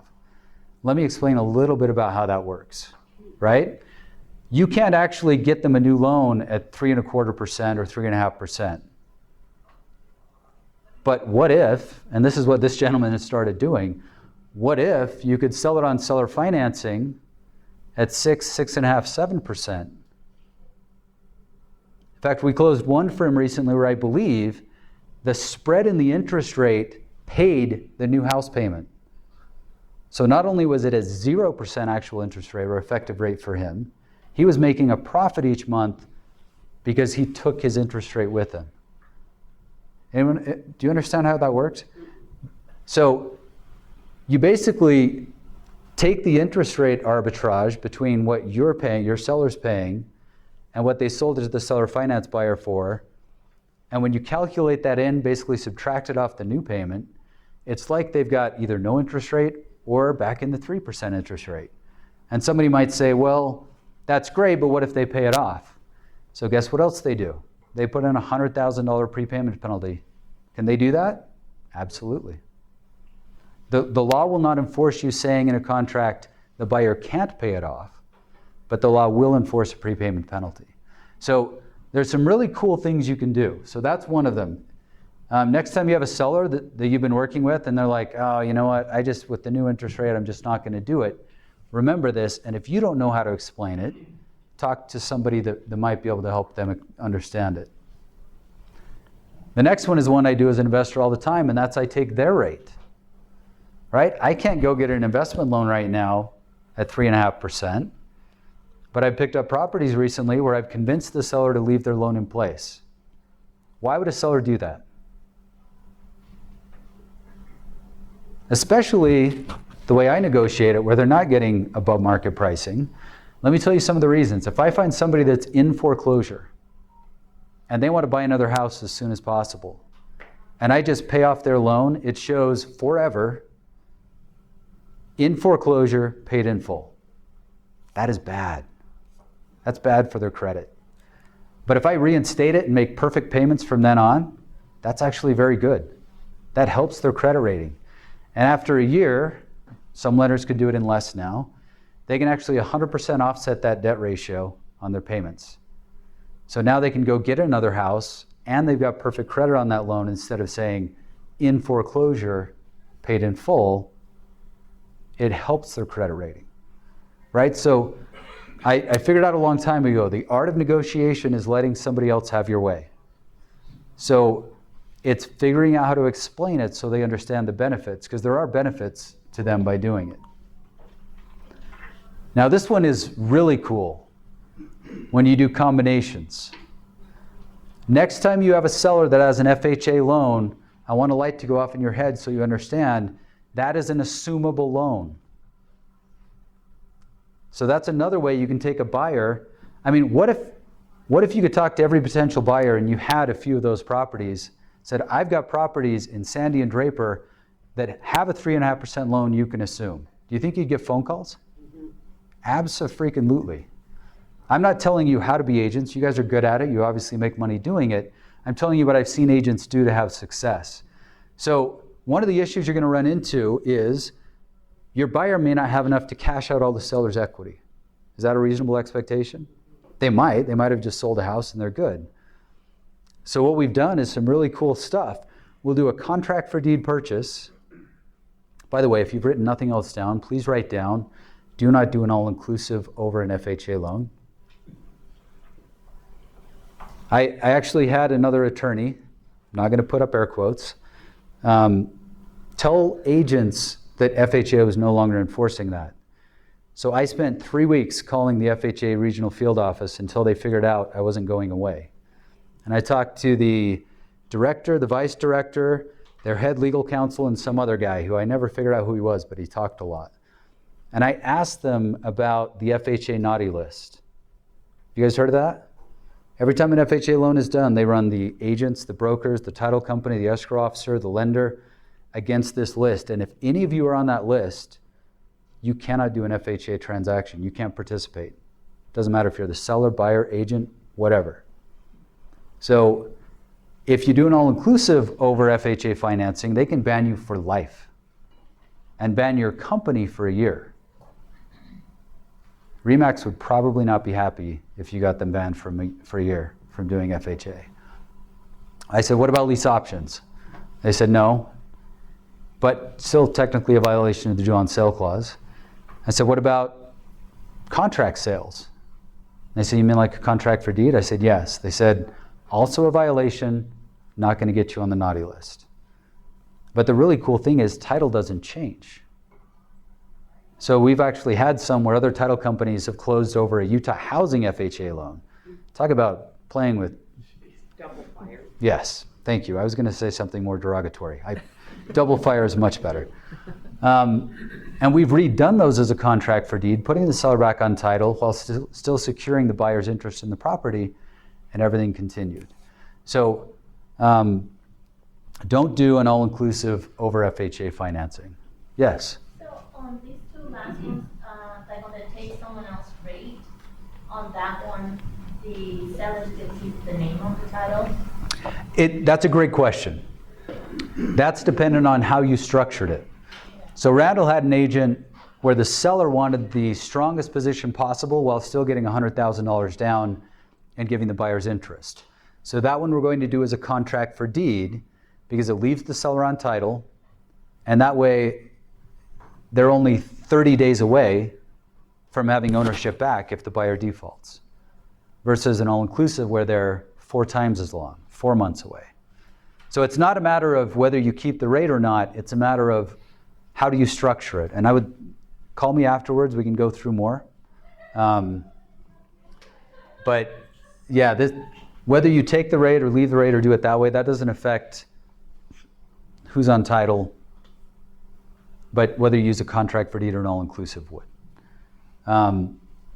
So any other questions on this before I get to some be aware of this type stuff from a federal statute level? Okay, yes? Might have been good for earlier, but it's been a few years since I've done this, but I remember there being an issue refinancing with contract for deed, right? Like I can't remember exactly what it is, but isn't it really hard for someone to finance out of that once the term's up? So that is a great question. I love that. The answer is, are they using a competent lender? So I've got dozens of lenders that they can do them all day in their sleep. I've got somebody that if they stumble into a credit union and talk to somebody that just graduated from teller last week to loan officer, I can't tell you what's going to happen there. But I usually do make sure that people understand when you're ready to refinance, just call me. I'll let you know who's doing a great job at it, because I don't care who they use. But yeah, it's just like agents. Some agents may not be familiar with it and it might not work. Some lenders may not be familiar, may not work. But We've done every type of loan as a refinance off of these, VA, FHA, conventional. It's just a matter of them understanding the guidelines. So regardless of whether it's an investment property or a personal residence, you can still refinance out of it? Correct. Yeah, now the commercial loans is a more specialized list. But yes, you can. All right, excellent question. So let's get into some of the issues. One I've already talked about is definitely do not do an all-inclusive over an FHA loan. Now, I talked about due on sale clauses, so did Randall. I'd like everyone to raise their hand if they've intentionally violated a due on sale clause. Who's done that? Okay. So the rest of you have never written a REPSI. Is that what I'm going to understand? Just asking. If you read those clauses, it says any actual or potential transfer of an interest is a violation of the due on sale clause. What is a REPSI? A REPSI transfers a much smaller than a contract for deed, but it does transfer an equitable interest in the property. If you don't believe me, get in a contract with me where you're the seller and change your mind. And the specific performance lawsuit I'm going to do will convince you otherwise. I'm not threatening, by the way. I'm just saying. If you do a REPSI, you violated the due on sale clause. Nobody's afraid of that, right? It's like levels of security. When you transfer title, that's when you want to be aware that this could be an issue, because the bank is going to get every year what in November? Tax notice, which is going to show who's on title. It's very simple for them to figure out if title has changed.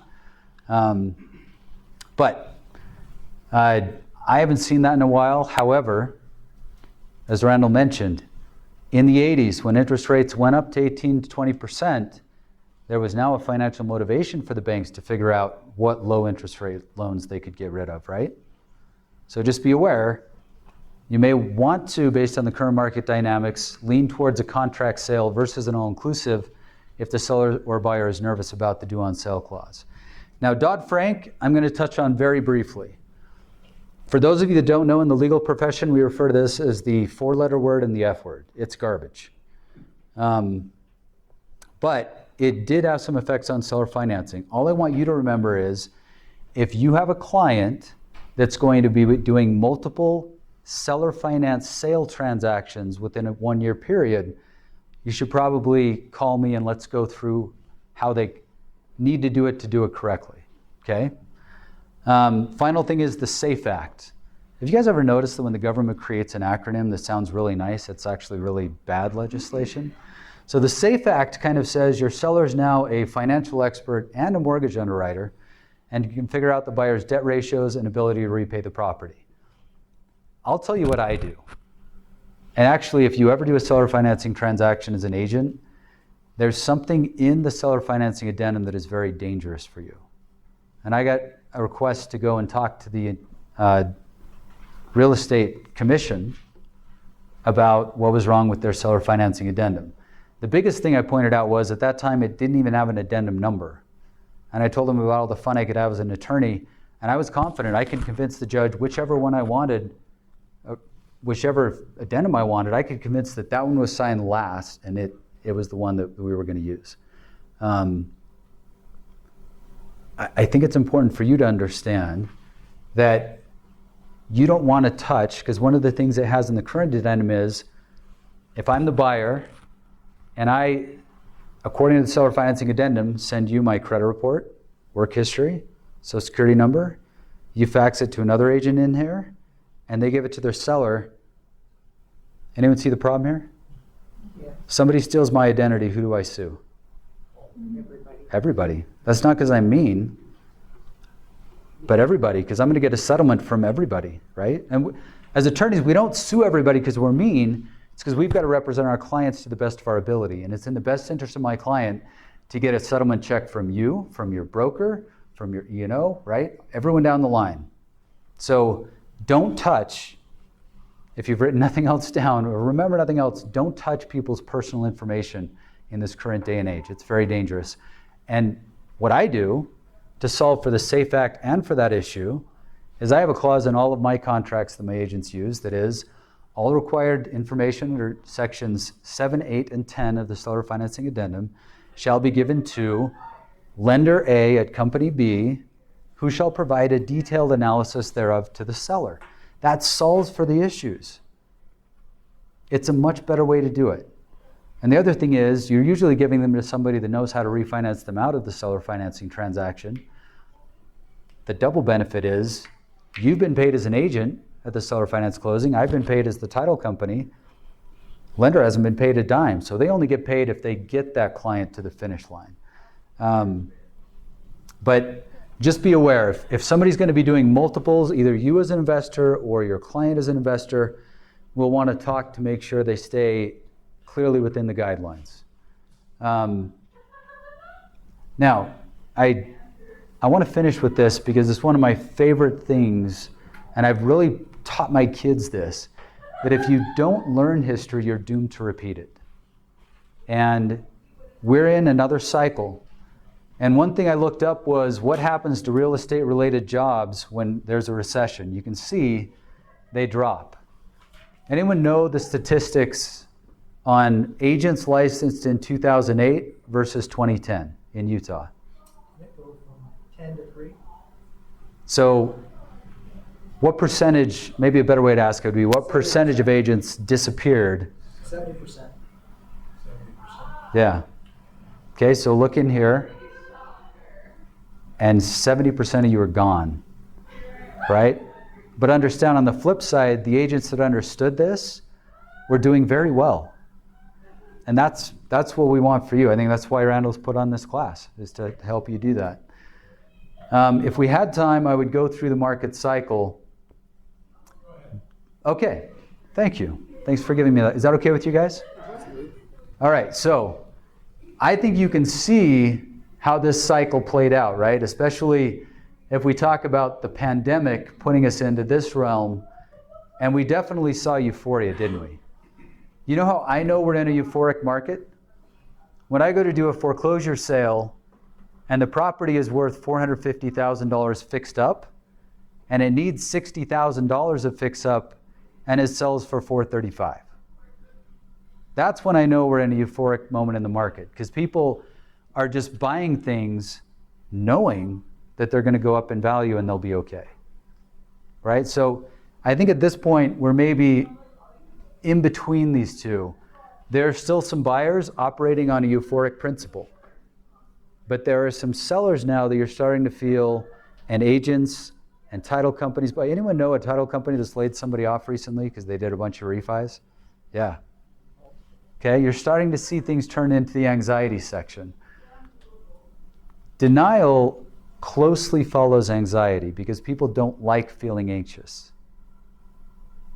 And that looks like, it's okay, I didn't close anything this month, I don't have anything in the pipeline for next month, but I'll be okay, right?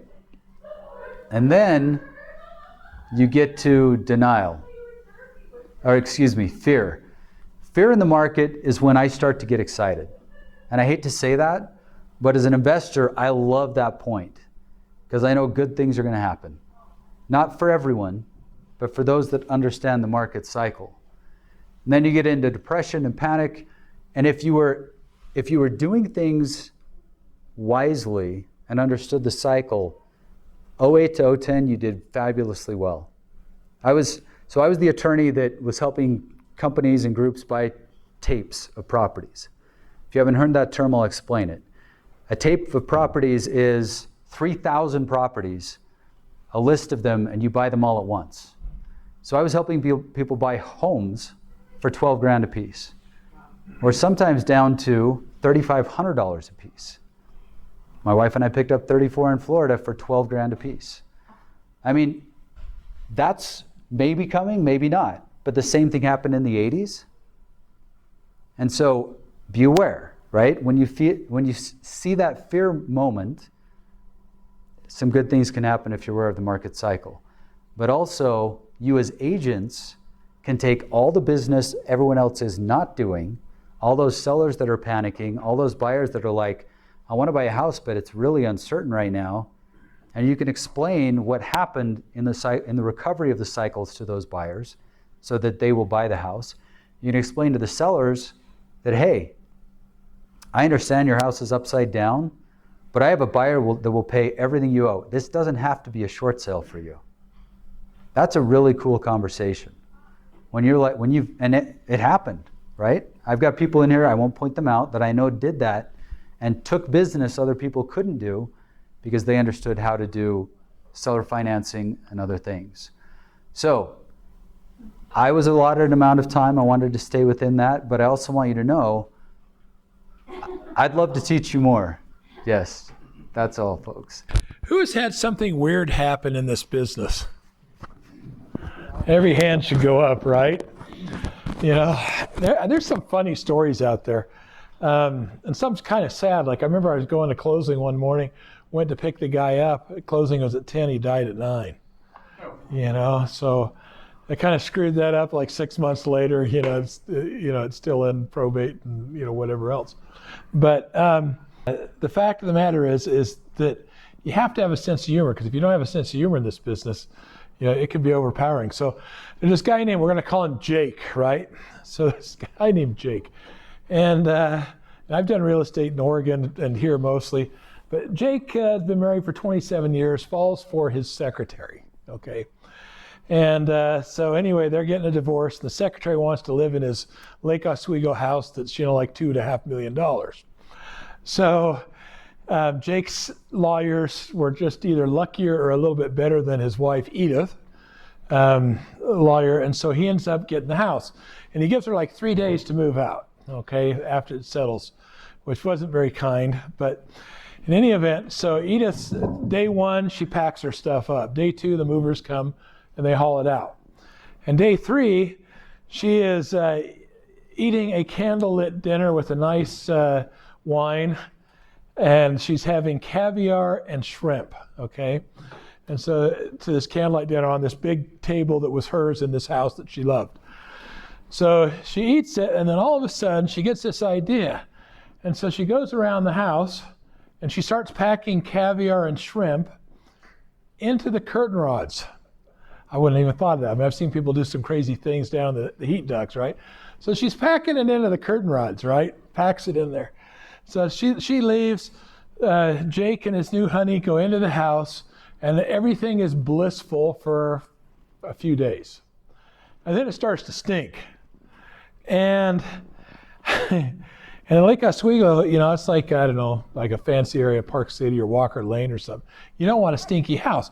So they couldn't figure it out. They had people come and look. They couldn't figure it out. They had the pest people come in. They set a bug bomb off on 2 occasions, and they had to leave the house, for that. They were like, we can't live with this. We've got to sell it and buy another house. So they listed it, and it stunk, and nobody wanted to buy the house. Even at a discount, they didn't want to buy this house. So pretty soon the maid quit. She couldn't handle it. The repair guys didn't want to show up, and the realtors wouldn't call him back. So, word gets out there. And so Edith, calls him up and says, great socks, by the way. Edith says, hey, Jake, how's it going? Because it wasn't, like a totally inhospitable relationship, I guess, even though he was cheating on her. And he just says, well, it just kind of sucks. And I'm having to buy a house. We can't get rid of the stinky, he doesn't tell her stinky house. It's like, for some reason, we want to move, is what he told her. And she's knowing, right? She wants to move. And she says, well, I've always loved that house.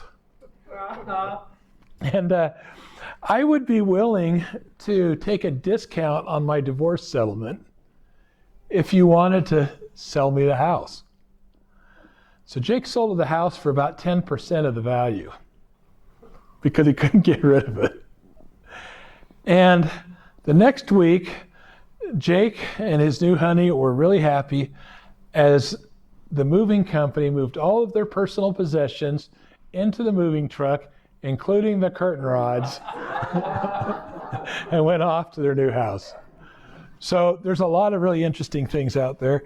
And, you got to laugh a little bit. So there's always a lot of advantages and disadvantages to everything. So, people are going to ask, like Jack's touched on it. He says, hey, what's the best, the best choice, right? Sometimes it's a trust deed, right? Or trust deed note. Sometimes it's contract for deed, right? Sometimes it's a lease option. Sometimes, it's something else. But for buyers, people say, oh, it's the best choice as a trust deed. Well, not always, not always. So for example, we mentioned that the interest rates are going up, right? So I think banks will start calling notes due. If they've made loans at 2.5% and 3%, and they're 6%, or 7%, they're start scrutinizing that a little bit more. So in that case, well, maybe a bond for deed where title hasn't changed. Equitable title has, but actual title hasn't changed, or actual interest has changed. So that could be really good. Or use a trust. For sellers, there's a lot of stuff out there, but like I said, on this transaction, I really like the contract for deed because it left maximum protection for the seller in this instant. Now, I also use the puzzle method, which is basically, what do you have that's going to fit in the spot that you need, right? Now, I use a lot of trusts. So trusts are, we use a wraparound, basically wrap whatever it is if there's an existing loan. There's no due on sale jail. Let me see if I even have one on there. To trust or not, yep. Okay, but there's 3 parts to a trust. And I've done this, 500 times maybe. Right, and so you think of a big triangle here. So you got the corpus. What's that mean, Jax? The asset. The asset, right, or the body, right? So in this case, it's the house, and then you get the beneficiaries over here, and we're just going to give you a. Did I get that right? Anyway. I'm not a speller, but I'm a millionaire, not a college graduate. So, but in any event, you got 3 parties, right? And so the trustee is who's down on title for the property. And people just don't know who is freaking behind it, right? And I've had a lot of fun with this. And there's things, when you're an attorney, everything's a nail. When you're a hammer, not jacks, but a lot of attorneys. And like, oh, you shouldn't do that. But I've named some of these trusts. I've had a lot of fun with them. The Retired Attorneys and, Trust, or the Widows and Orphans Trust, or, Father O'Malley's, trust, or whatever else. I even got hungry and named one a Blackberry Trust at one time, right? Because I like blackberries and blackberry pie, and, I was thinking about it, right? But there is an act that came out in 1982, right? The Garn-St. Germain Act. That's about all you need to really know. And it continued, it was all it says basically, let me just summarize it. Federal Depository Act, all of those kind of things. It just says that you can put a property into trust, because what did we do? We just took it out of title of the person that was on the loan and put it into a trust for their own benefit without prejudice, which means that they can't call the note due, okay? If the seller put the property into trust, it's for his benefit, right? Now, I do this quite a bit. Usually these days we put down the address of the property as the name of the trust mostly. I've grown up over the last 20 years, doing real estate here in Utah. But it's worked out pretty well because there's a lot of things you can do with trusts as well. You can take and split ownership, right? You can split it into 10 or 15, 20 different people. Nobody knows what you hold. So remember I mentioned that I've been divorced a few times, sadly. I just haven't made the best choices, I guess. Now my wife's an angel. The first one that didn't really need me, I guess, or didn't care about money. But the fact is I went to court and with one of my ex-wives, and she brought 2 attorneys. She was going to gang up on me, I guess. And they said, Mr. Wall, what do you own? So do you own any real property? What do you think my answer was, Jax? You figure it out. It was like, no, okay? I don't, because it's a chattel interest. Interest in a trust is chattel. It's a personal property interest. No, you don't own the house you live in? No. You don't own the rental over here? No, I don't own it. And so he says, well, how much money do you make? I said, what she does. Because she was claiming like waitress income or something at the time, But, and so at the end of the day, they never could find any assets. And we left court and you could hear the screaming from one side of the parking lot to the other side of the building. Okay, so I can tell you from personal experience, trusts do a great job of providing anonymity. Okay, and so when somebody calls up, I did have somebody call up on a property that I had in a trust, seller finance, and said, hey, there's been a title change, you know, et cetera. I sent him a copy of, I think I sent him the whole copy of the whole act, which was, you know, really long. I said, and I summarized it for him, what I wanted him to know, which is, you know, it was put in the property for the benefit of the sellers. I never lie. You have to listen very carefully to what I'm saying, but I don't lie, because the benefit of the seller was me buying their property, right? They wanted the money, they wanted me to handle it, they didn't want the house anymore. That one they didn't want it because their son had, you know, killed himself in the basement, you know, but I bought it and fixed it up. But I sent it to him. It's the last I've heard of him. I think it was like 7 years ago. And so my friend Bill Bronchick says he's wrapped, 1,500 properties and only lost 2, or had 2 where they called the note due. What do? Just go out and refinance it, sell it. You know, it's not like they can do it overnight. You're not going to take it overnight, right? So, and that trusts are a whole different class. They're a whole different asset class. I wonder if Trevor's going to make it. He may or may or not. But the fact is that you want the right tool. Now, I've used trusts in Utah. Trusts probably 90-10, you know, for trusts and wraps, because mostly I'm buying and I want to be on title and have, you know, all those kind of things, right? But in Illinois or Missouri, anybody done business in Illinois or Missouri? Anybody from there? But they call it bond for deed. But this contract for deed or land installment contracts, that is the number one most common thing. Now, one thing I do like about trusts is in Illinois, they call them Al Capone trusts, but they forgot about them mostly because that's how Capone hid a lot of his assets, was using these we'll call them land trusts, or we'll call them a personal property trust. Don't call them a land trust. Don't write land trust because title hates it, but they don't mind if it's a personal property trust or of that kind. But it's been good because it's funny.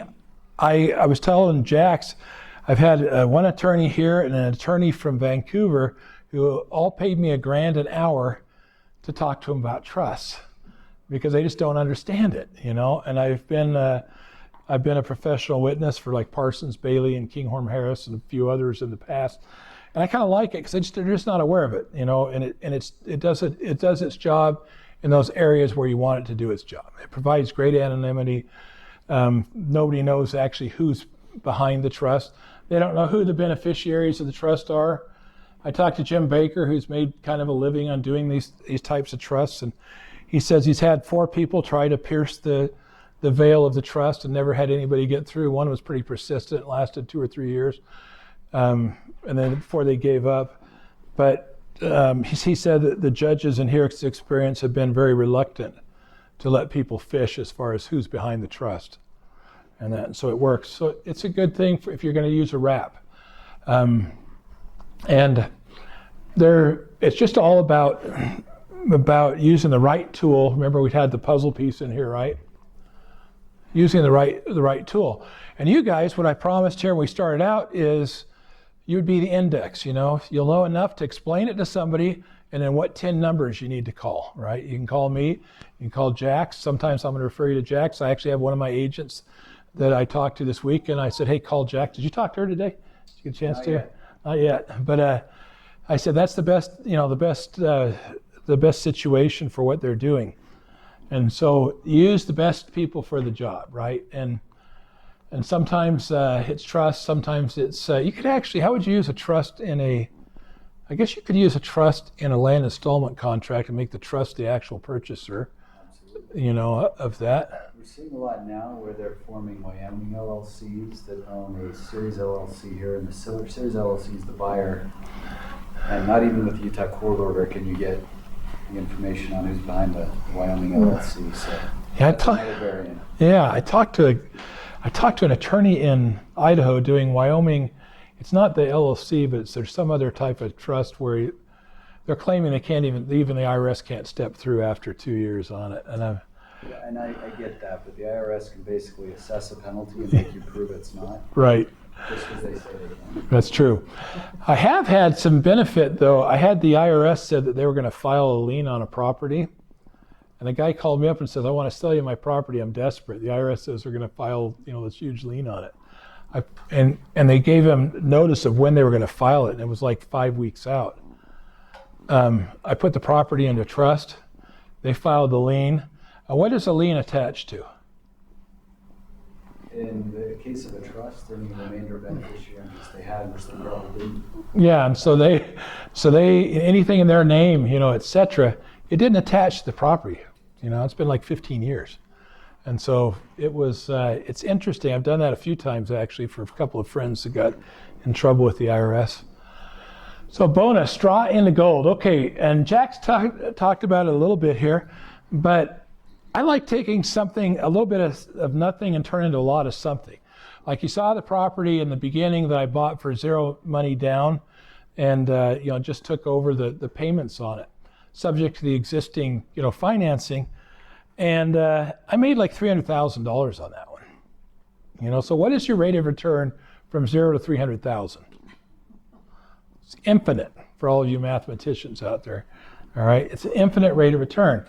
So when you have a low interest rate on a property and you're seller financing a property, do you think that offering such easy financing, people just might want to pay a little bit more? You think they might do 5 or 6%? We've seen them as high as 8%, which is a huge jump. But the difference is, let's look at monthly payments here, okay? So this is like $470,000 home. This is not including, taxes, PMI, or anything, just principal and interest. So at 3.5%, it's $2,110 a month, right? At 5%, it's $2,523. So you're making like, $413 a month. At 6%, it's $2,817. It's over $700 a month. There's a lot of people that'll pay 6% on a seller finance deal. A lot of people. I've helped my agents structure these deals in the past. You should leverage everything in real estate. The best thing about real estate is leverage, wouldn't you agree? And so Mark here's a broker, and he's one of my favorite people. In fact, we had a great time in Mexico here, not too far back, and he wasn't dancing on the tables, but close to it. So, but but it is a great thing. You want to leverage your time, your money, and the Godfather, and your broker, right? And your title company. You want to leverage knowledge. And I think, there's a lot of great brokers out there. Everybody loves their broker because they're all nice guys. We're all nice guys. If you're not a nice guy, you're probably not doing any business. But at the end of the day, you want to make sure that they're helping you build your business. There's a lot of things that brokers can do. And I always tell people, go find somebody that's doing what you want them to do, right? Or what you want to do, and then follow them. Go do it, because it's a big thing. And when I bought Equity was a seller finance deal. It was an amazing deal, but I bought it 6 years ago with some partners. We're in 18, maybe 19 states now. Largest brokerage in Utah, 15th largest in the country, private brokerage. But it was a seller finance deal on a business. And so, you can use these same principles anywhere, but it's all about leverage. And one of the things I like about being an equity broker is we're the highest paid brokers in the country. I mean, like our top guys are making $500,000 a year. And the difference is you get what you pay for in everything, right? Because I can remember one of my friends was president of the Salt Lake board for KW. He made $65,000 a year, and I'm thinking, it's pretty hard to enjoy that, But so leverage everything, right? And you can do this. So you can talk to your seller. You can use it to the seller. Say, hey, I've done that. How would you like to make $500 a month? Sell your property. It's a problem. Get some cash up front and make $500 a month, just by raising the interest rates. I've done it as an agent, as a person myself, said, hey, I'll tell you what, I'll sell your property. I'll give you a little bit of a break on my commission if you let me structure and take the spread. Now think about that. If I find you a buyer at 6% who will do that, you're going to get the purchase price, you're going to make the equity, etc. But I want the spread on the interest rates. Okay? And I can structure that out. Is there any laws that say you can't do that as an agent? Explain that. Okay. So basically, the money here, the $707, okay, that's mine. All right? Here's the current payment. They're making $2,100. It was actually like $2,000 a few years back. But that's their payment on the deal. They need it out of the property. They want $30,000. That was the equity that they had at the time. But in the market they were in, it was a little bit difficult. So I said, I think I can sell that property, and instead of charging you 6%, I'll charge you 4% if you let me take the spread. If I can structure the spread, the interest rate between the 3.5 or whatever it was and 6%, it's about $700 difference. Well, how much is $700 a month over a year? It's big money. So you would get the 7? Yeah, I'm a creative guy. That's right. So, and I give everybody choices. I disclose everything. You should disclose everything. Remember I talked to you guys, people are like, oh, these guys are investors, Randall's an investor. Well, Randall's done 10 to 1, probably more deals with conventional buyers and sellers, but I do a lot of investment deals. I always tell people, if you want the most money, this is how you want to do it. But they just don't care. These people are like, they just don't care, or I can split it with them. I can tell them, hey, there's a way to structure this where we can make an extra $700 a month. If I was able to do that, would you like to split that with me? And I'll give you a break on, commission or whatever else. You just ask. Like people say, Randall, how come I got 12 flips going?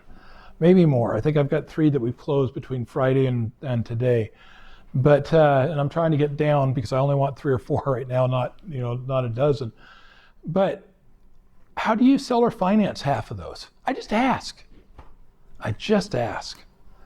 That's it. That's all you got to do. I was going to have Trevor show up, but he probably is not making it to his kid to youth conference or something. But you just ask. Yes, William? You call it seller finance when you're asking them.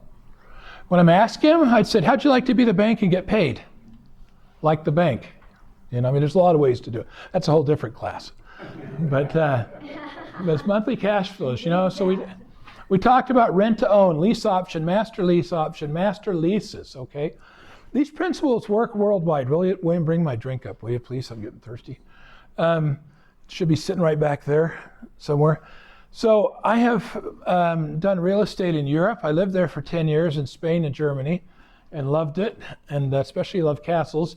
Here's another little known fact, is Henry VIII was my 14th great-grandfather. And Frederick von Oldenburg, that was on my dad's side. Frederick von Oldenburg was a king of Denmark and Norway, and he's my 14th great-grandfather on my mother's side. It's kind of strange, but I've always liked castles, and so these things work. They work over there. That castle I showed you had some seller finance involved in it as well. A master lease option, okay? So master lease option is great. We're going to talk about it in a second. People ask, how much should you ask for on a lease or a lease option? As much as you can freaking get for your clients or yourself, okay? Whatever you can get is great, because only about 15% of buyers during a normal market are going to exercise that option. That's a national statistic. Utah's a little bit different, but nationally, 15% of buyers are going to exercise that option. So it's kind of like having a slot machine, right? You pull down the handle, and it's like turning straw into gold, where you create that spread between a low interest rate and a high interest rate, and you make a $700 a month, income for yourself or your sellers or somebody else. It's the same thing. You got an 85% chance that they're not going to close, that they're not going to exercise their option. I've had people walk away from $100,000 down on a $400,000 property. I'm like, you sure you don't want to do it? No, I'm trying to think. They were just like, nah, we just don't feel like it. We just don't like it. It's like, money doesn't have the same feeling for everybody, right? So they walk from it. So a sandwich lease option, this is a lot of fun. And actually, I really got into this when one of my agents, LeBeau White, pulled this off. So, anybody know how long the average time an LDS mission president is on a mission? 3 years, right? 3 years. So he had a friend of his down the street from me up in the Harvard-Yale area. And he's going on a mission for 3 years. He says, Bo, what do I do with my house? Bo said, I'll tell you what, I'll rent your house out for $1,200 a month and I'll make sure it's taken care of while you're gone for 3 years, which was cheap for up there. But it was worth it to him. Gave him a little bit of money. They're going to the Philippines or something where life is cheap. And they were secure knowing that he'd have his eye on it. And he wrote in there he had the right to sublease it, but he would, inspect the property, right? He subleased it for $2,400 a month for 3 years. That's like what, $36,000, more than that. It's like, it's $1,200 a month for 36 months. It's a lot of dang money, right? $40,000, something like that. So the best part in a sandwich lease option is the meat, right? Isn't that usually the best part? I mean, I'm a vegetarian. Kind of backsliding vegetarian. I eat fish, so I'm going to say the fish in the middle is probably the best part. But William, come get this and kill it, will you? And so that is the best part is the meat. The profit is the spread between the two. Okay, so the initial lease that he had was $1,200 a month. He subleased it for $2,400 a month. He made $1,200 a month on there. Now you can do this on apartment buildings, okay? I've actually did a deal in Asia. We've got 3 properties in Asia, but I made an offer for a really good location, a building that is right in the biggest tourist section in Nepal and Kathmandu. It's called Tamil. And it's right as you go in there. And these guys manage this thing really poorly, right? And I figure I can make like probably $12,000 or $13,000 a month on it, which Nepal, it's like, 10 times whatever it would be in the US, so it'd be like equal to $120,000, $130,000 a month. And paying them what they were expecting to make right now. And so it's something that works. And over there, the thing that's great is if you get the option on it to purchase it, property goes up 30 to 50% a year. And it's every year, and it has for 7, 8 years. I had a property that when I married my wife 6 years ago, it was $250,000, now it's $1.2 million. And so they just go up.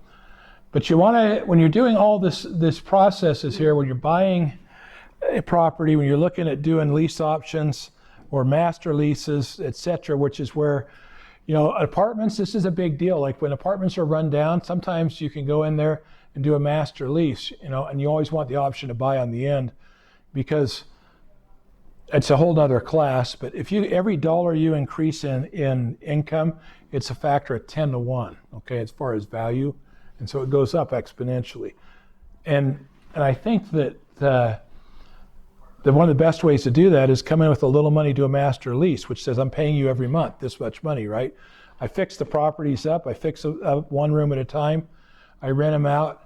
I get the interest rates up to where now instead of being worth $800,000, in Roosevelt it's worth $3.5 million because it's full and it's rented at high capacity.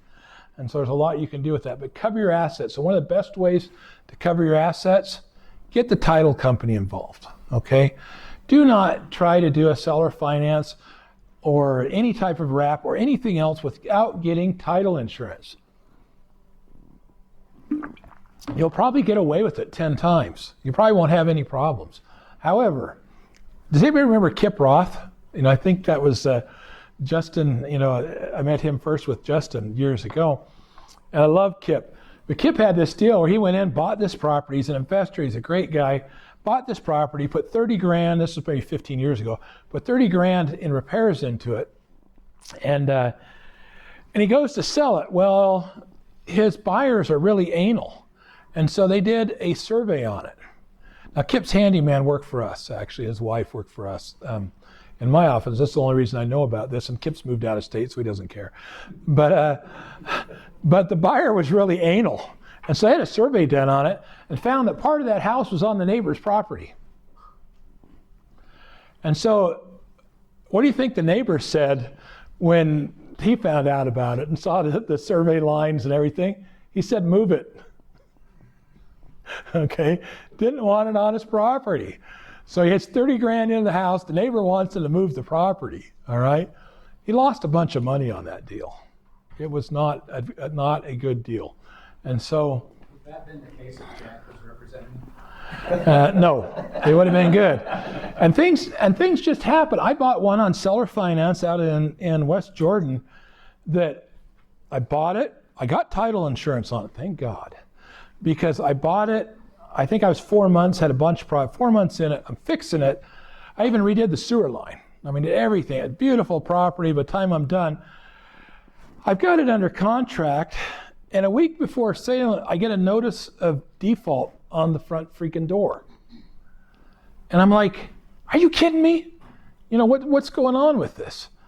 Well, it turns out that 12 years before, when the sellers had bought the property, that there was another lien for like $40,000 or $50,000, a second on the property with another bank, because you know, I used to do an 80-20, right? So it was there, but they had recorded that against the wrong property, one of the neighbor's property. And they hadn't even noticed it for 12 years, right up until I'm getting ready to sell it. And so I'm freaking out, and I'm calling title, and title made good on it. They're like, yep, no problem, we'll take care of it. You know, you can go ahead and close, and we'll solve it. But had I not had title insurance, it would have been a sad day at the Wall household, you know, because those kind of things happen. So get title involved. Always get them involved. It's cheap insurance. I mean, it's just the cheapest money you pay. I just always do it. And sometimes guys on my team are like, Randall, we've looked at the title report, and you know, it looks clean. We can save $2,500. I'm like, no. Remember Kip? He had 3 fingers, right? And it was great. I said, I learned 3 lessons one from each finger there. And so, you know, I don't want that experience. So that's what we did.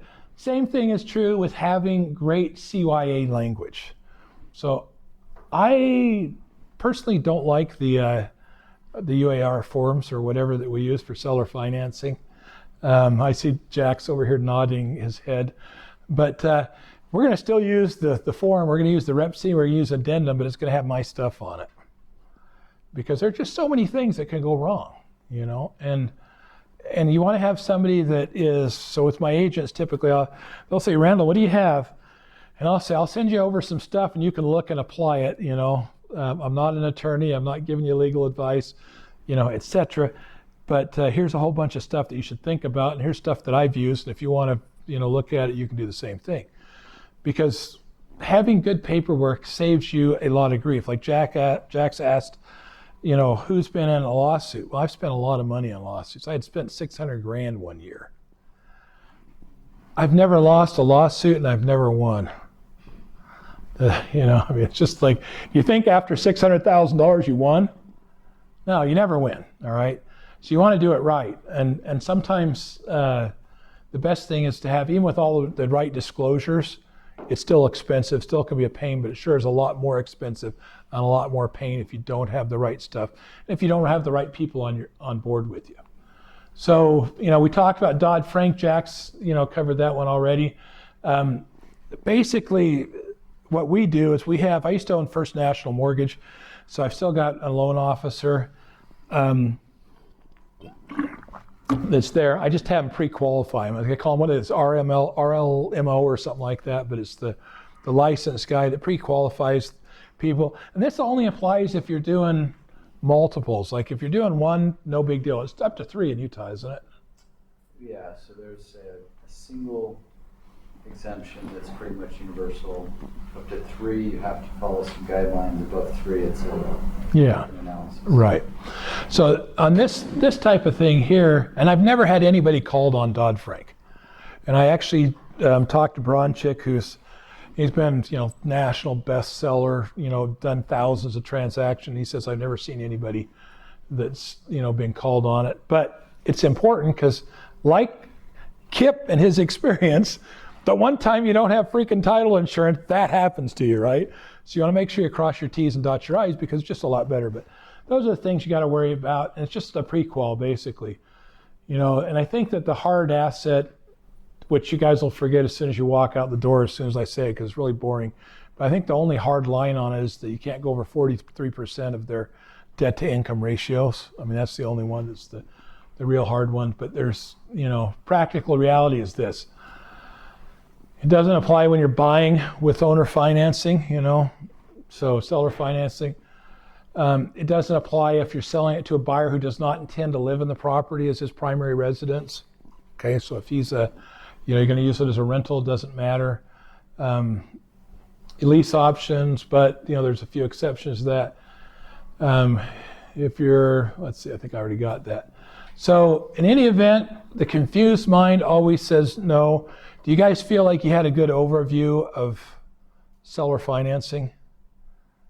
Did we cover enough that you think you could explain it to somebody? Kind of like that. Do you know who to call though? And even if you're not my agent, I'll help you, so you can always call me. If you think about contractual language too, just again, that number, text me, let me know that you're interested in some of the contractual language. We will have to set up a meeting though. Yeah, we'll share what we got with you.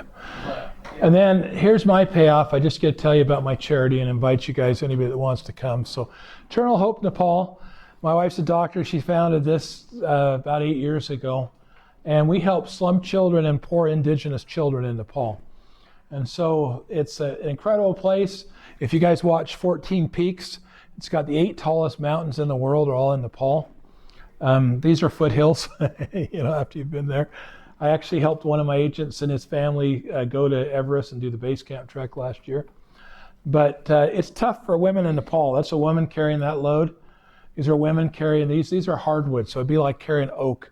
That's probably 150 pounds. Those women are just over 4 feet tall. And so it's a tough life in Nepal for women. You still have leprosy, things that we've read about in the Bible, maybe you haven't ever seen personally. And the kids are in tough straits over there. We have girls like this. This little girl is sweet. We've had girls married as early as 9 years old. And so we do education and health care. We also do vitamins and food supplementation as well, because 50,000 children die each year in Nepal. Nepal's the area the size of Oregon, and 50,000 die from malnutrition and starvation. Not one child has died in America in 75 years, according to my professor, father, and brother. So just as a comparison, from hunger. A lot of them will do scavenging. The kids there, they take their babies with them when they're scavenging, trying to get $1 a day to survive. So half are underweight. 3/4 of the pregnant women are anemic. 2/3 of Nepalese don't have access to toilets. Don't I know it? Because I don't have access often when I'm over there in some areas. And the literacy rate in our groups is about 10%. And so it's a tough gig. So we take a group over there. We teach children on the ground. I've got 12 teachers that are paid there. We teach them like Mother Teresa did in fields. Sometimes we'll borrow a room from a building if we can get one, or a rural school. We'll get one. But it has been the most meaningful thing that I did. I had a year where I made $6 million, which isn't a bad year. And it was the most miserable year of my life. I lost everything but $100,000 by the next year by investing in, of all things, gold mines. But the only time that I had during that whole year that was happy was when I was helping children. And it changed everything in my life. And so we have this mother, her husband ran off and she had a baby and these 2 girls. We set her up in a little business with a micro loan where she's was selling and roasting corn. And so that worked really good. And so she went from starving to this. And now she makes as much as a nurse does over there every month. And so we're able to educate her children, and it's a great time. Some recognize Dakota, one of my agents, Hannah. They sponsor these kids for $20 a month, which goes a long ways in Nepal. And they come with us every year. So I take this trip. Our next trip's going to be in September. And it's a 2-week trip. And so we go to Nepal. We spend 4 days working with children, painting schools, doing those kind of things that are important. And then we spend the next week sightseeing and seeing some of the things that Nepal has to offer that are beautiful. So it's got elephants, it's got crocodiles, tigers, rhinos. It's got Buddhist temples, Hindu temples, and Our next trip will be this September. That's our website. If you guys want to come with us, I'll be posting on Facebook, send it out. It's usually about $3,000. I actually had one girl do it for $1,600 because she found a $600 airfare. But it's not something we make money on. We just try to increase awareness and do some good. And so that is my spiel. I hope you guys learned something. Any questions before we go? Any last questions? How much are you looking to raise For this? for just this year? Oh, for this year, anything I can get helps. It goes so far. I'm trying to build a center, and I don't have a center. It cost me probably about $50,000 to $60,000. You're welcome, to build a center over there where we can bring some people in that, because I've got a few orphans, but they're staying with teachers and other people currently. So it's just we have 700 kids in the program. About 300 of them are sponsored, and so it's. When I started out with this, I went over the first time with my wife. I saw the things that were going on.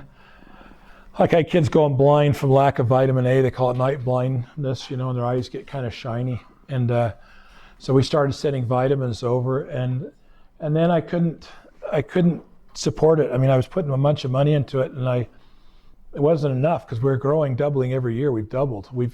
So we're 700 in our program. We've got about 2,000 we do outreach to.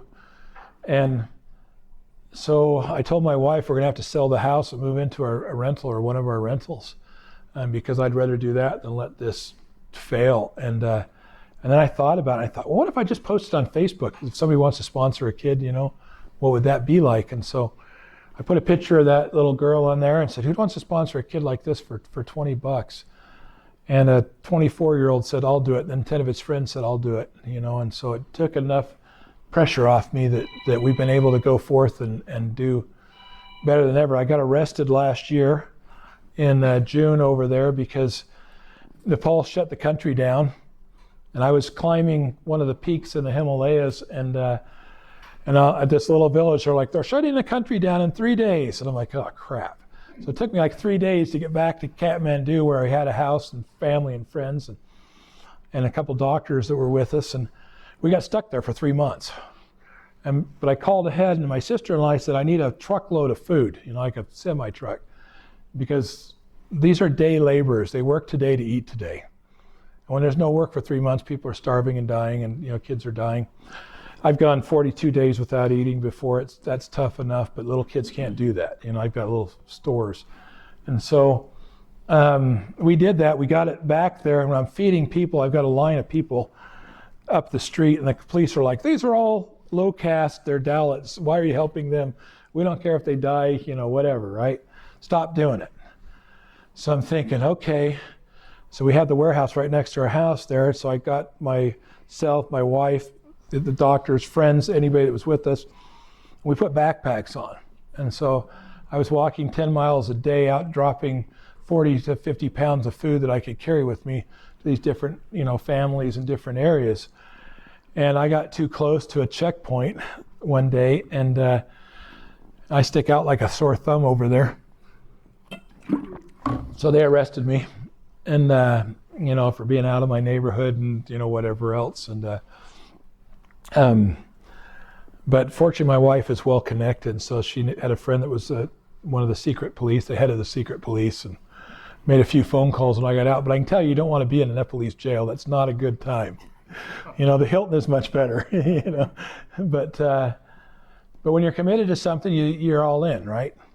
And I think that's it. But yeah, 501c3. Yeah, we're a 501c3, and yeah, I'd help. Michels have helped us out a bit, and Jeremy Michel and the Michel Foundation, but any help we can get is great. If you guys, want to check out our website, see what we can do, you can talk to me later. I'm happy to structure something. I've even had a few people that wanted to go over there for a couple of months and just spent time over there, and we set that up for them as well. But it's not a moneymaker. Nobody's paid here but the teachers. My wife and I manage it with some volunteers ourselves, and it's been a good thing. And our annual budget right now is probably just about $50,000, I think, a year. And that doesn't count some other things, but and we donate our house that we've got over there. We've got, it's like 4 floors, but we've got 2 floors that we've donated to it as well. So it works out good. Well, thanks for letting me talk. Hopefully you learned some good things, and go out and have a great time, but be ready for the change in the market. Make sure that it works for you and not against you.